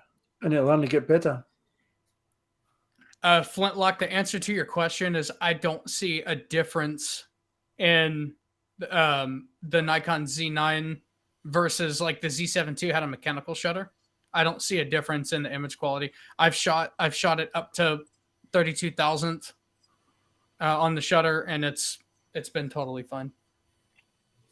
Let's see, I gotta do my name. Chuck, what you missed is Wayne Maddox stepped out. I told him that you might see it, but I told him bye on everyone's All right, behalf. good. I guess he had to go. I don't know where he's at right now. I think he mentioned it somewhere in the chat, but I forgot to take notice of it. But yeah, go check out his channel. Just search Wayne Maddox on YouTube. You'll find him. But he's out and about taking video and stuff, traveling the world. I'll get the information to him, John, so you two can link up when he comes to Malaysia. Okay. I got to figure out how this works, John. Okay, Chuck, what you missed is John said that I should ask Chat GPT what's better, Nikon or Sony, and I'm just going to spice it up a little bit and do it in the style of George Carlin. I just asked what's better, Nikon or Sony, and it already gave me a bulletproof from 1, 2, 3, and 4. Okay, well, I have to do something. I mean, it's amazing. It says overall, both Nikon and Sony offer excellent cameras and lenses, and the choice between the two will depend on your specific photography needs and preferences. It's always a good idea to try both brands in person before making a decision. Oh man, come on! How diplomatic can you get? And Lance, you're right. I don't know what Chat GPT is. You're right, dude. This is good. So, I said, it's still going, but I said, what's better, Leica or Hasselblad in the style of Eddie Murphy? And it says, oh man, that's a tough one. Just like trying to decide between a leather suit or velvet suit. But I'll give you a shot. If you're talking about cameras, both Leica and Hasselblad are respected cameras. Anyway, so in the style of Eddie Murphy, I'd say that choosing between Leica and Hasselblad is like choosing between a smooth talking, cool as a cucumber detective in a tight leather suit or a suave, sophisticated playboy in a plush velvet suit. That is absolutely silly. That's funny. I'm gonna have too much fun with that. Yeah, I think I just asked. you're going to see everybody go to shutterless here before long. I think that's coming. So everybody needs to get ready for that. Nikon just happened to drop it first, but I think everybody's going to go to it. I think so too. I wasn't really expecting an electronic shutter to be able to compete with a mechanical shutter, but I mean it did. So Hey, you guys. Speaking of this, you know, the shutterless camera which is I think is a game changer. You notice that other influencers and brands kind of poo-poo the whole thing. They don't even mention it. Well, They if they will- don't, they if will- they don't, they- if they don't have it, they don't want to talk about it. They will as soon as it comes out, and it'll come out. All we have to do is wait. And, you know, everybody can say what they want now, but when your brand picks it up, then, you know, what are you going to say? I need to capture chats so I can show people what they've said when their brand comes out with something, or even on the Nikon side as well. It's funny how people change their tune, though. yeah, Well, I you haven't. know, like if you're shooting with the Z9, you got that where you can, if you're not shooting, I don't think you could do it in RAW. You got to be in JPEG where you could, you know, put your finger on the shutter button and you actually get some images like before you push the button and after you let go of the button. I think the And A7 Olympus came out with that before anybody else years ago. Yeah, Really? I think the A7 R5 is doing it as well. I believe. Yeah. Somebody just Is it? added that. But I mean, A7 V? Olympus did it first, and people forget about Olympus. And Olympus did a lot of great things with their lineup that nobody else had. I mean, I know quite a few people that shoot Olympus cameras, and not necessarily the latest models that came out, the older ones, and they love them because they don't want to carry anything heavy, and those micro four thirds lenses are small and light, and they love it. I played with it on the Z9, and I like the idea, especially for birds. If they're stationary, you can actually, as soon as it takes off, of course, as fast as a bird takes off, you can't possibly catch it in the first wing stroke or whatever. But with that pre-capture, you get the whole sequence of it taking off. Is that a big deal? Is it a big deal? Well, no, not really. I'm just shocked they haven't updated the firmware so you could do it with RAW files. Well, I shoot JPEG, so I'm happy. Yeah. That's got to be on your shirt. Say, I shoot JPEG. Oh, yeah, that's going to definitely be a shirt, too. On a shirt. You can't get sued for that one. Yep. Oh, man. Dead air. Yeah, Mark Lynch says he has Pro Capture on his EM-1 M2. Yep. Yeah, they had it first. It's a neat little thing. I can see where a sports shooter, even though they probably, you know, I don't know, maybe some are so arrogant they would say, well, I never need that. All right. Hey, John's got to take off. Excuse me, John. So, buddy, good seeing you in here tonight. Glad you joined us. It's lunchtime. Yeah, it sure was fun, you guys. And it's good to see Jeff back. I was kind of concerned there. I said, "Where's that fella?" He's just. I was at one of those. I was at one of those fat farms trying to lose weight, but it didn't work out. Looks like they made some. Looks like they made some money. And Z-Wade, you take care, buddy. Hey, you too, I'm one of man. your big fans. I appreciate that. Absolutely. Yep. And Chuck, you take care. I will, and buddy. Roy, enjoy your spring or summer or whatever you're getting down there. Summer. Okay. Yeah. I always get mixed up down there. All right. Take care, guys. Take care. Say hi to your wife. Say hi to your wife, John. Hey, Roy, I agree with you, but I was just going to say, you know, there may be some sports shooters that are so arrogant. They say, well, it wouldn't do anything for me, blah, blah, blah. But if you're shooting runners at the starting block, you got to admit that would be cool. You get every movement from I the, can see use of it.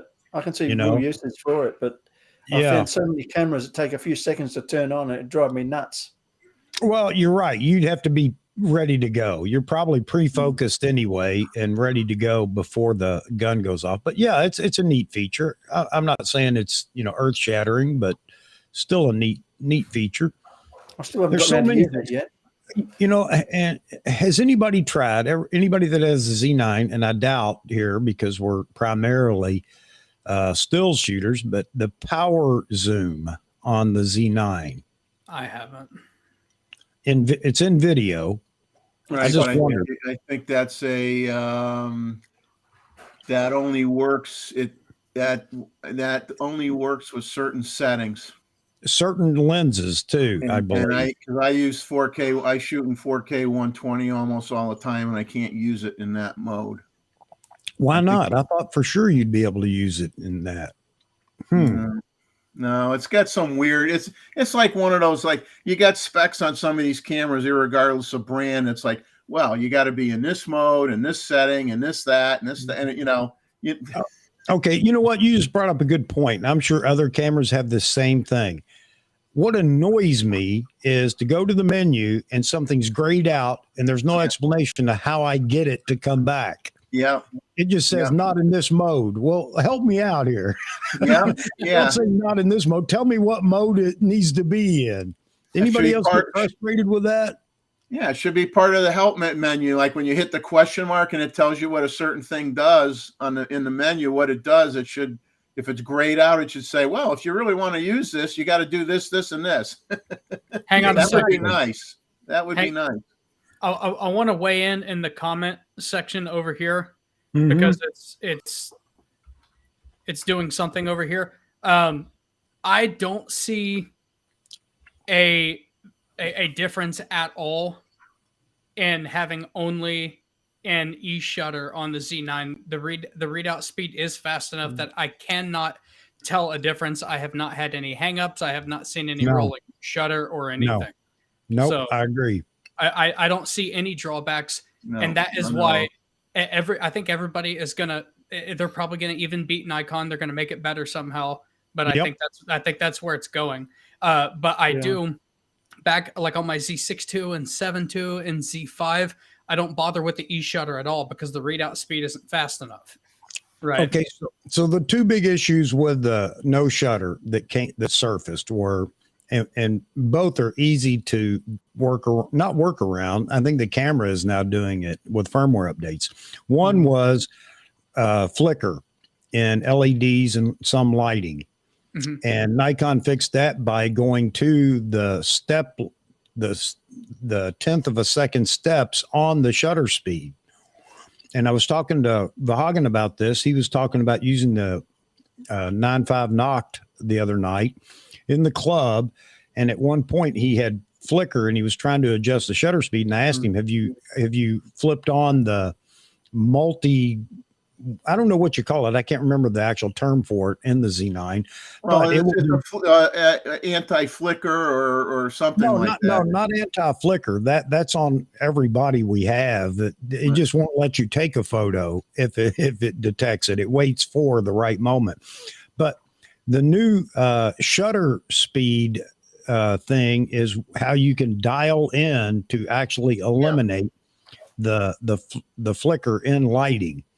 And that came about from all the soccer folks or footballers for you all around the globe, shooting in stadiums and all the LED panels behind or down on the field. They were having issues with it. And some, I guess, in arenas too, basketball and things like that. But you can dial in your shutter speed to eliminate that.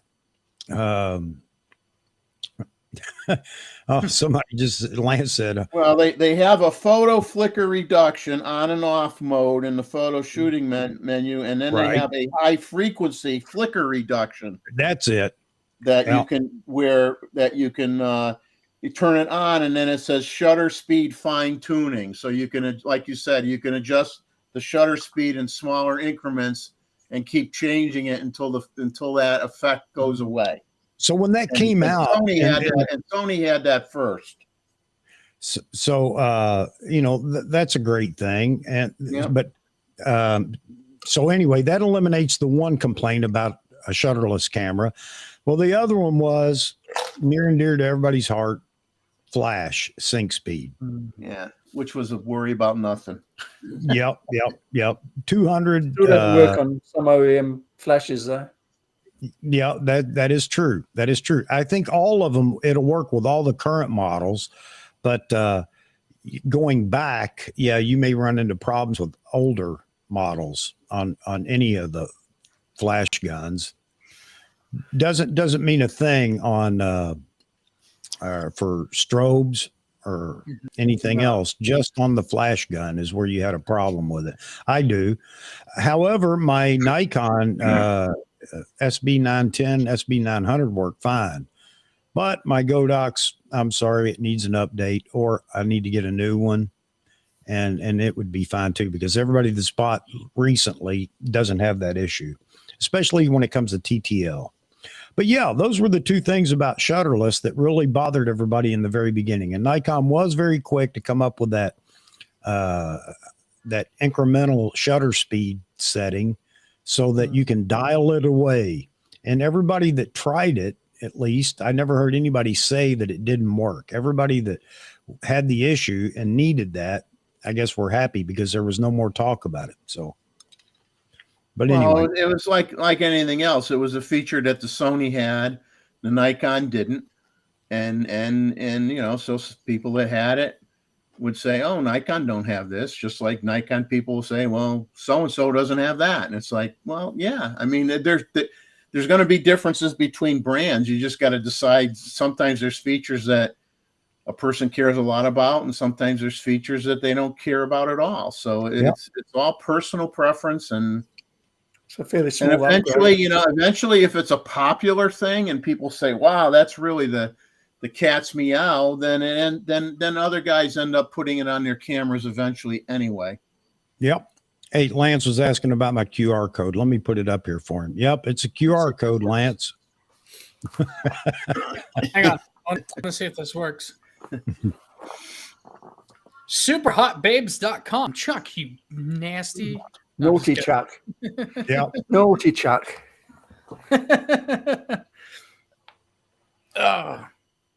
You know what I find interesting about the whole electronic shutter thing is you hear the YouTubers talk about, if you're in a situation like, let's say if you're shooting golf, and you don't want the noise, and literally 8 years ago at every sport event, check it out, man.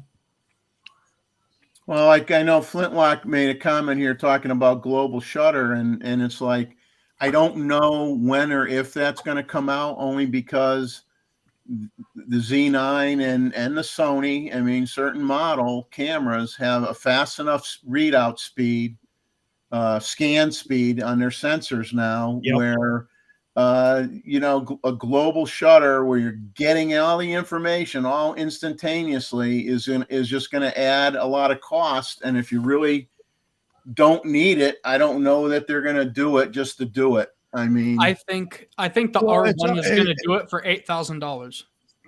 Oh yeah, I mean, they're going to charge you a hell of a lot for it, and it, for the most part, it's not going to really matter.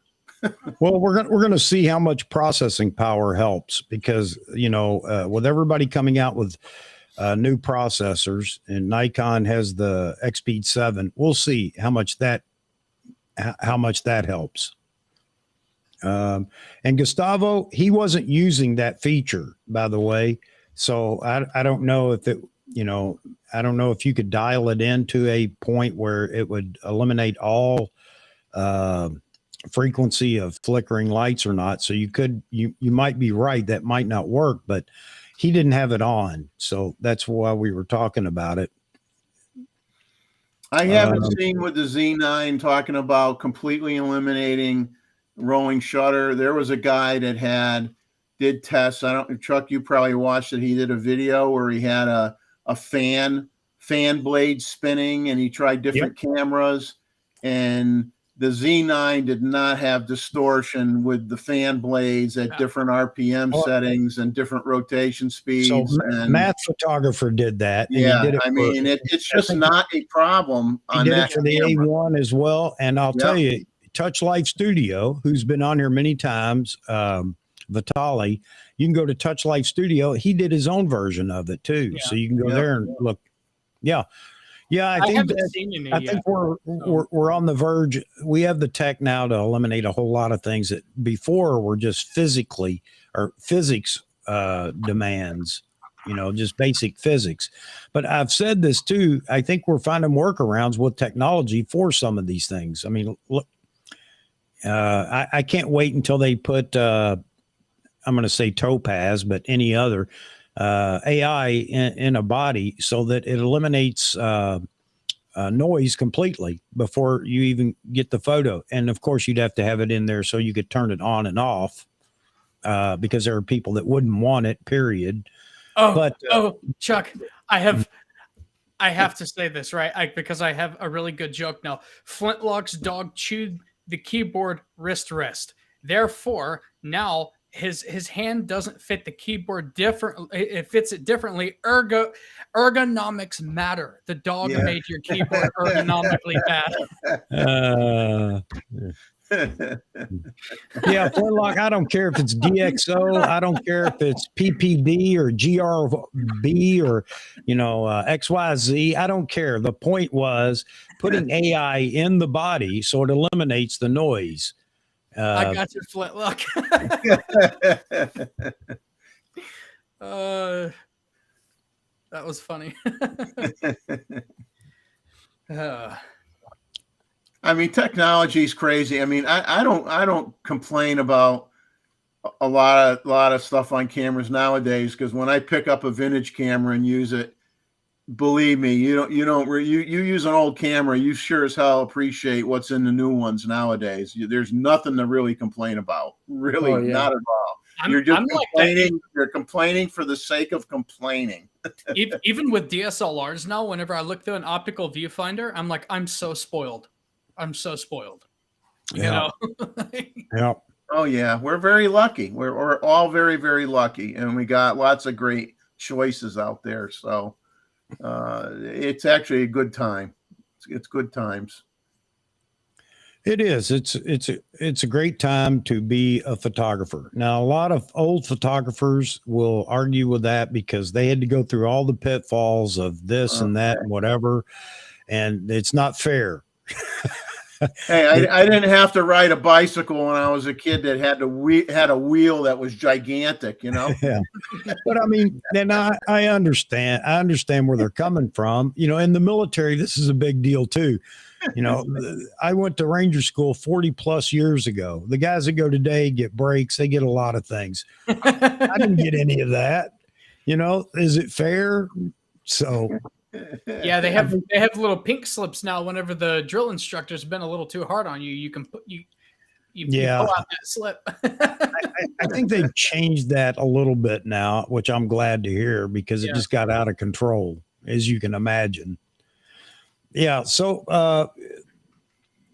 you know, if somebody said, I think it was UZ talking about film is making a resurgence or something along that line. Yeah, it's the nostalgic bug is hit, and a lot of people want to play with it, no doubt about that. But somebody was trying to tell me, no, film's coming back, and I said, well, explain that for me. And they said, well, it's coming back. I said, you mean pros are going to start shooting film again? No.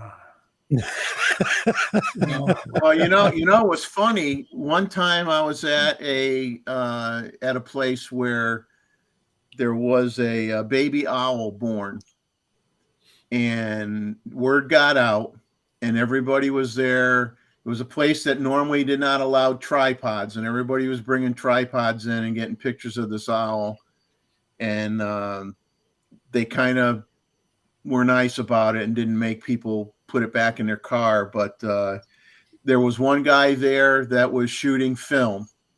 One guy. out of like a month of shooting I did there or something, on and off, there was one guy that was shooting film. He says, "I'll never shoot digital ever. Film is so much better." He was the only guy that was shooting film. The other Everybody day else, when I picked up the Z9, there was a queue going out the door for dropping off and picking up film. It was all young people, and I was in shock. Yeah. They had there was actually a guy on YouTube. It was like an auto roll, right? So it just played the next video, and it was a channel I'd never heard of before, but he has a pretty good following. And the title of the video is like why I shoot weddings with this Leica. And I look at it, and it's a film camera, and I'm like, in 2022, you're shooting weddings with film? That has got to be the most expensive photographer in the world to process a wedding's worth of film, because it is not cheap anymore. Yeah. And you can just imagine the time that you have to put in to develop it yourself. But you know what?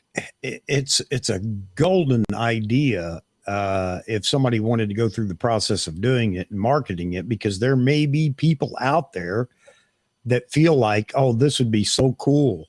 Why, I don't know, but I mean, you got the market cornered on shooting weddings with film if you want to do it, I would think. Yeah, I mean, you would have to. I feel like the only person that would just like be upfront and say, "Hey, I'd like my wedding shot with film," would be like a photographer that wants something really unique, you know. But I feel like if I were to go up to I don't shoot weddings, but if I were to go up to a wedding client and be like, yeah, I'm going to shoot this with film, they might be like, why? Yeah. That's what I'd say. I wouldn't be able to do it anyway. I'm not. I'm good at manual focusing, but I ain't fast enough to do a wedding. Now, what I will agree with is there are a lot of people that are, just having fun, experimenting and playing with film and whatever. And I think that's fine. There's nothing wrong with that. It's fun every once in a while. But, I hope everybody doesn't think that we're going to have this grand resurgence of film and we're going to put digital away and everybody's going to start shooting film for everything. No, I don't think that's what's going on. But I do believe there are more and more people that are beginning to play with film right now just for the fun of it. It's cool. I mean, film cameras is cool, and you get like a nice hunk of metal that feels cold in the hands, and it's a fun experience, And then you develop if you don't develop the film yourself, it's about $80 for 3 rolls, and then you're like, oh. I just talked about this not long ago. If I were going to shoot film again, and I actually did this, I went looking for an enlarger here around town, meaning online through Facebook Marketplace, just to see if there might be one. And sure enough, I found a couple. If I were going to shoot film right now, I'd want to go back and play with it from start to finish. That to me that's the only thing that made film fun. Masochist. Yes, I know. Hey, I know. But I learned to wind that 35 millimeter film on a steel reel under a coat. Yeah. Just by feel, and develop the negatives myself. And then I had a homemade enlarger, but I mean, if I had an enlarger, then that might be fun. And develop these yourself, then I think that would add to it. That would make me think, this is okay to do from time to time. It'd be fun, but only black and white, obviously. Yeah.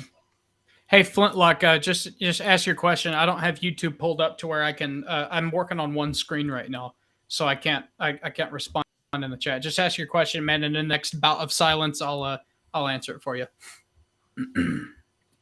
Yeah, Lance said he did it in a bag. Well, I learned in the military, and we used what we had, and that was usually our shirt or a poncho or something like that to block light. And anyway, had to do it all in the field too. I wouldn't want to do it that way anymore, but oh. Well, I'm an open book, man. So whatever you want to know. The only thing I'm not going to tell you is the personal names of my friends and family.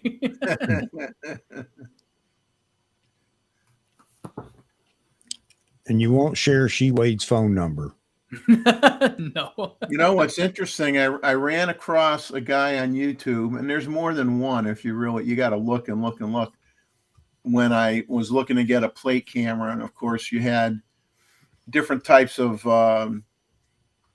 different eras, late 1800s, into the early 1900s, where it was like a wet plate photography, where they had to put the chemicals and they had to put the silver halide solution on the glass plate, and they had to put something that was very a chemical that made the glass very tacky, very sticky. Then they put the silver halide on it, and they prepared the plate, and then they put it in the holder, and then they take the picture, and then they had to take it out and put it in the developer. Long process. Well, there's people out there that make a living shooting with late 1800, early 1900 cameras and doing the process the old way on glass, and they make money, and it's a niche thing, and people love it because it looks like, okay, you took a picture that would have been taken in the 1800s, and people love it, and they pay premium bucks for it. I can do that in Photoshop and charge you a lot less. Well, hey, you're not doing it on glass, though. Jeffrey, do you remember seeing this guy? Maybe it was 5 to 10 years ago, that was driving around in a big panel van and had a camera built into the back, and he would do wet plate. I remember seeing this. He'd make these giant prints in the back of this van, and it was cool to watch him do it. But I'm thinking, man, I don't think I want to go do that. Have you guys ever seen the article was the first selfie, but really it was like the first self-portrait, and it was done in America, and the guy literally he had to like push like the shutter and then run out in front of it and like sit down in a chair for like 8 or 9 minutes, while it did its thing. It's a really cool picture. Don't blink. Don't blink. Don't move. I like the chairs and things that they had way back when, that people'd sit in, and it had sticks that would hold you had to keep your head against the sticks and stuff. That's cool stuff. That's fun stuff to look at. That still exists, Chuck, for people that are dedicated newborn photographers. Something like that still exists that keeps the baby's head from like going up to the side. Wow. They still make them. Hey, Tim, Stu was on here a few months back. He's doing his thing right now out in Utah. Yeah, he's growing legal variations of pot. Yep. And enjoying it at the same time. So I don't. That was funny, Roy, because I hate kids. Like, I don't like kids at all. That was so funny. The noisy ones. Again, super glue. Oh, that's terrible. Oh God, I love Roy, man. Kill me. Yeah, believe it or not, Lance. Yes, sir. Hard to believe, I know, but it's true. Yeah. He's high on life now, baby. John Ishii isn't in here anymore, but I was gonna make a comment earlier because he kind of looked like he'd been hanging out with Stu Blue. He was like, it was like for like 4 minutes. He was just like real like.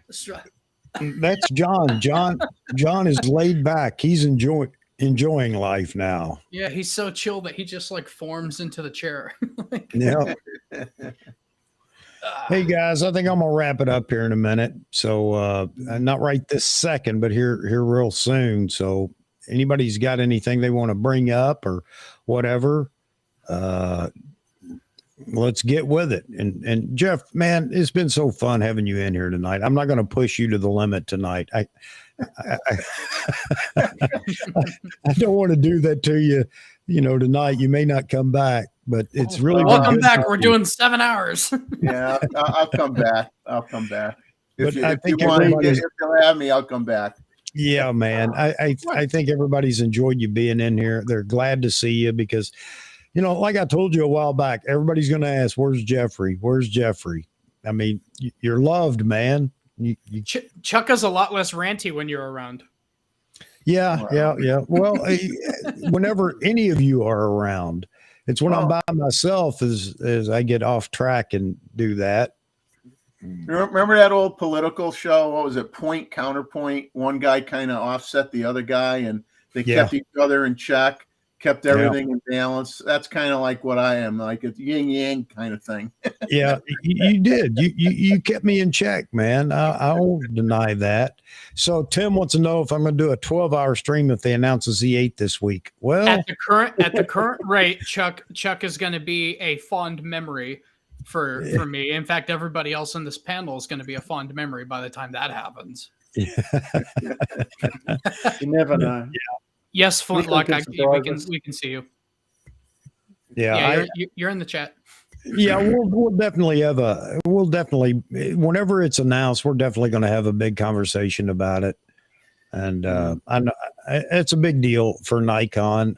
It wouldn't be so much for Canon and Sony, because you guys you either have what you've been waiting for, or it's been announced and you just can't get it yet. At least you know it's there, it exists. For us Nikon people, we don't even know if it exists. So yeah, it's a big deal for us. You got to give us a little bit here. So yeah, if the Z8 is announced, whatever's announced, we're going to talk about it, because, you know, again, I've bashed Nikon enough for this. So now I got to give them a little bit of love. Oh, yeah. Well, they better not miss their chance to get people's tax money. I'll tell you that, because that'd be a big mistake. I agree. Don't pass that opportunity up. Yeah. I would agree 100%. They've already upset me with the. Hey, thank you, Stuart. I appreciate it, buddy. What's that, Roy? Oh, Stuart just said he started following my channel, so I think. Wait a minute, Z. Roy. They've upset me by leaving off that little LCD on the 85. I like those little LEDs. I do too. And you know, that's one of the things that Vahagan brought up. He says, I don't even use it, but it's kind of a classy little thing to be there. I don't know. And I agree with him. Be nice to see a hyperfocal distance in one. And I tend to use that a lot. Yeah. And Tim is asking about the ZF. Yeah. You know, Tim, there's no telling what Nikon will do. I don't think I'll even rant anymore about something like that. If they were to do something like that, instead of hand us, you know, filling out the line of other mirrorless bodies, I think I just have to laugh at them. Hey, Flintlock, that's really rude. Yes, I like Verhoeven. He's got personality where I don't. Yep.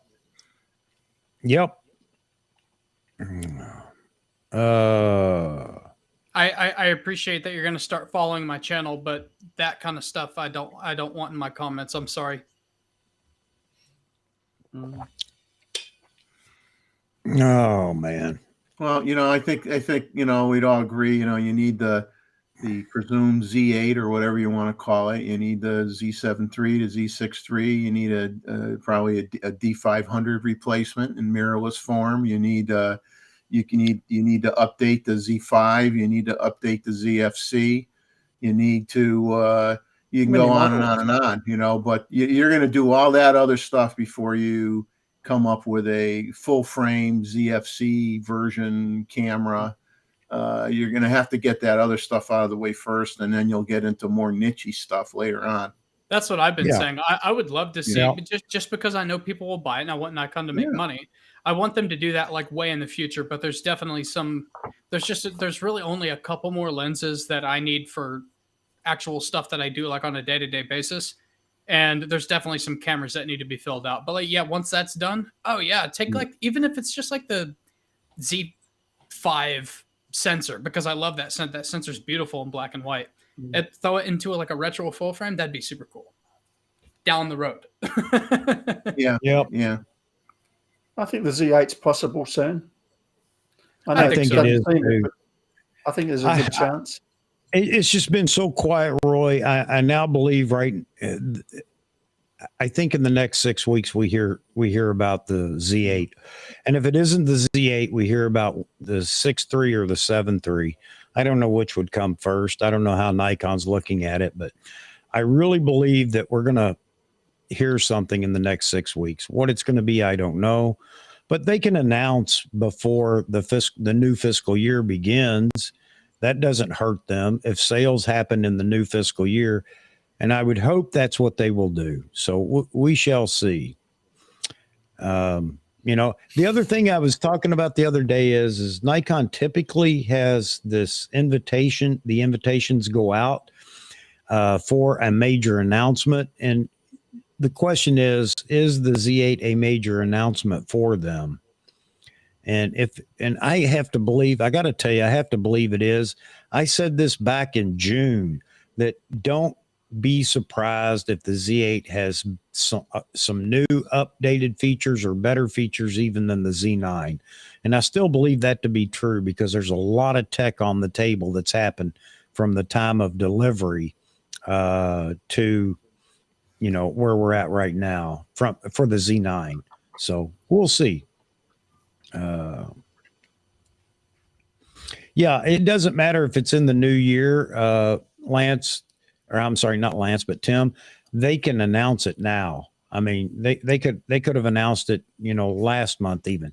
So the point is that I think that we will hear something here soon. And then, a shipping date maybe in the first quarter or the new fiscal year for them. So we shall. Oh, yeah, definitely need it. Definitely. I can't stand shooting with one body.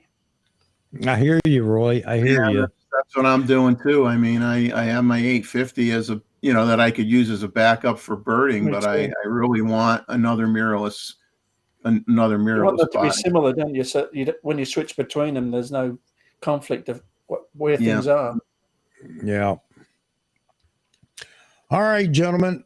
That's about it for me. I'm gonna call it a wrap for tonight. Again, we don't want to run Jeffrey off on his first time back.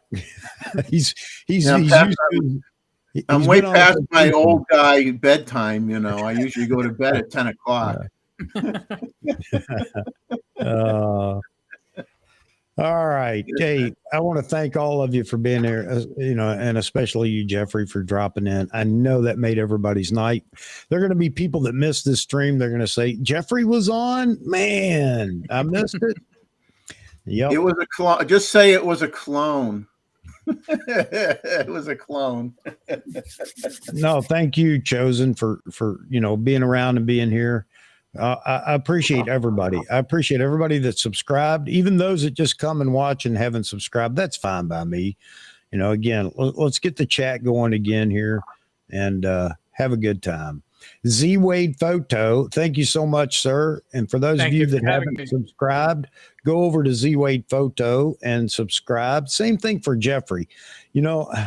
Again, I hope everybody will do it. Jeffrey, you have a great channel. I love it. Like I said, and you may think I'm lying, but I like to get my coffee and sit back in the peaceful tone of Jeffrey on selective imagery and just watch. It's peaceful. Same thing with Jeff and Leslie. I love watching their videos. So yeah, go check out selective imagery if you guys haven't, but I find that hard to believe because so many of you that love Jeffrey have asked about him. And if you've asked about him, where's he at? And you haven't subscribed. Well, man, that's not right. You got to go subscribe. You wouldn't ask because you would already know that his YouTube channel is still going on. Therefore, you're a hypocrite, a jerk, and not American. Not American. There you go. I don't know about that, but and as always, as well. As always, Mr. Roy Bigsby, he doesn't say a lot, but what he says is a lot. There you have it. Oh yeah, and I like the shelving in the back with all the stuff on it. I love it. I love it. Mm-hmm. Yeah, that's great, Mr. Roy. I don't want to sound fresh, but you're getting me excited. More toys. Yes. Wow. But Roy, thank you for dropping in. Roy sent me a message sent me an email asking, I can't remember how you sent an email or what. Is anybody on the show tonight? And I said, well, no, nobody said they're going to be here. And as soon as I said that, I got all the other people that had asked about it. And So I had to tell Roy, I lied to you. I don't like to see Chuck by himself. Yeah, I get in trouble when I'm by myself. And You shouldn't be the allowed whole to be thing by is, yourself. yeah, I think that's the life of the channel, is having, you guys in here to have a conversation and then respond to what the panel or the chat saying. So yeah, had a good time. I really enjoyed it. And again, thanks, Roy. So thanks to all of you all, and I hope everybody else will thank you as well. Again, check out Mr. Selective Imagery if you haven't already. Go over there and give him a like and subscribe to his channel. Z Wade Photo, who doesn't need any likes or any subscriptions right now. That's not nice. I'm just kidding. I'm just kidding. He's past 1,000. No, I'm just kidding. Go over there and subscribe. I'm surprised YouTube didn't knock down his subscribers. It's gone through periods. So yeah, but thanks again. So anyway, Rakesh has been in there. Stuart, glad to see you jump in here. Better late than never. And yep, I'll be back Wednesday. So just so everybody knows, every Wednesday, I stream, for those that don't know, 12 p.m. Eastern U.S. time. So that's really more for the European theater. I know that I get a lot of UK folks in on Wednesday because it's convenient to them. I get a lot of Asia, South Asia, Southwest Asia, and everything else on Saturday night. It's more convenient being Sunday morning for you all. And yeah, I think, Tim said noted, unsubmed from Z Wade. You see what you did, Chuck? Oh man, nobody has unsubbed from my channel as much as Roy. On and off, on and off, on and off. He keeps you on your toes. Yeah. Only unsub so I can resub and put you back up the top of the list. He just thought likes you to see your number blipping all the time. I thought Roy was going to be a problem whenever like my channel was, because he's been around my channel for a while, not necessarily commenting as much, but I was constantly saying like, I didn't find out until the first time we streamed that you said you do that to keep it at the top of your subs. But I just thought it was this guy. It's like, dude, he's never happy. Like sometimes I say like he's still watching, and when he doesn't like something I say, he's off, and then I'll say something he likes and he's back on. It's like, what am I doing wrong here?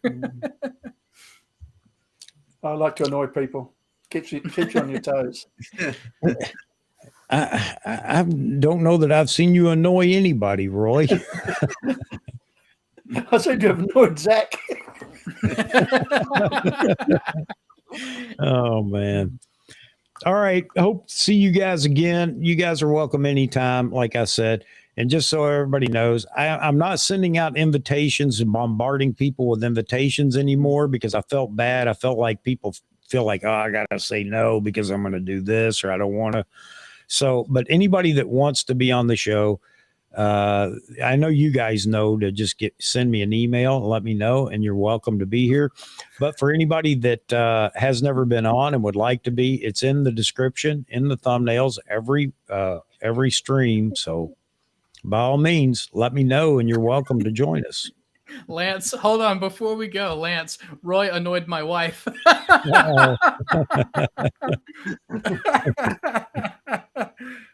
Oh, God. Yeah, Maz, we're wrapping it up, man. This is the end of the show, but you know how it is. We just can't say long goodbyes. All right, guys. Again, appreciate it. And Mazman, this includes you. Anybody's welcome in the show anytime they want to be. Just send me an email and we'll make that happen. But thanks so much for everybody being here, for everybody showing up in the chat. And I will see everybody again on Wednesday. And who knows who'll be in the panel? You could be if you choose to. All right, folks. Have an enjoyable rest of the weekend for those that have some left, and enjoyable beginning to the week before we meet again on Wednesday. All right, folks, that's it. We'll see everybody later. Later, Take care. everyone.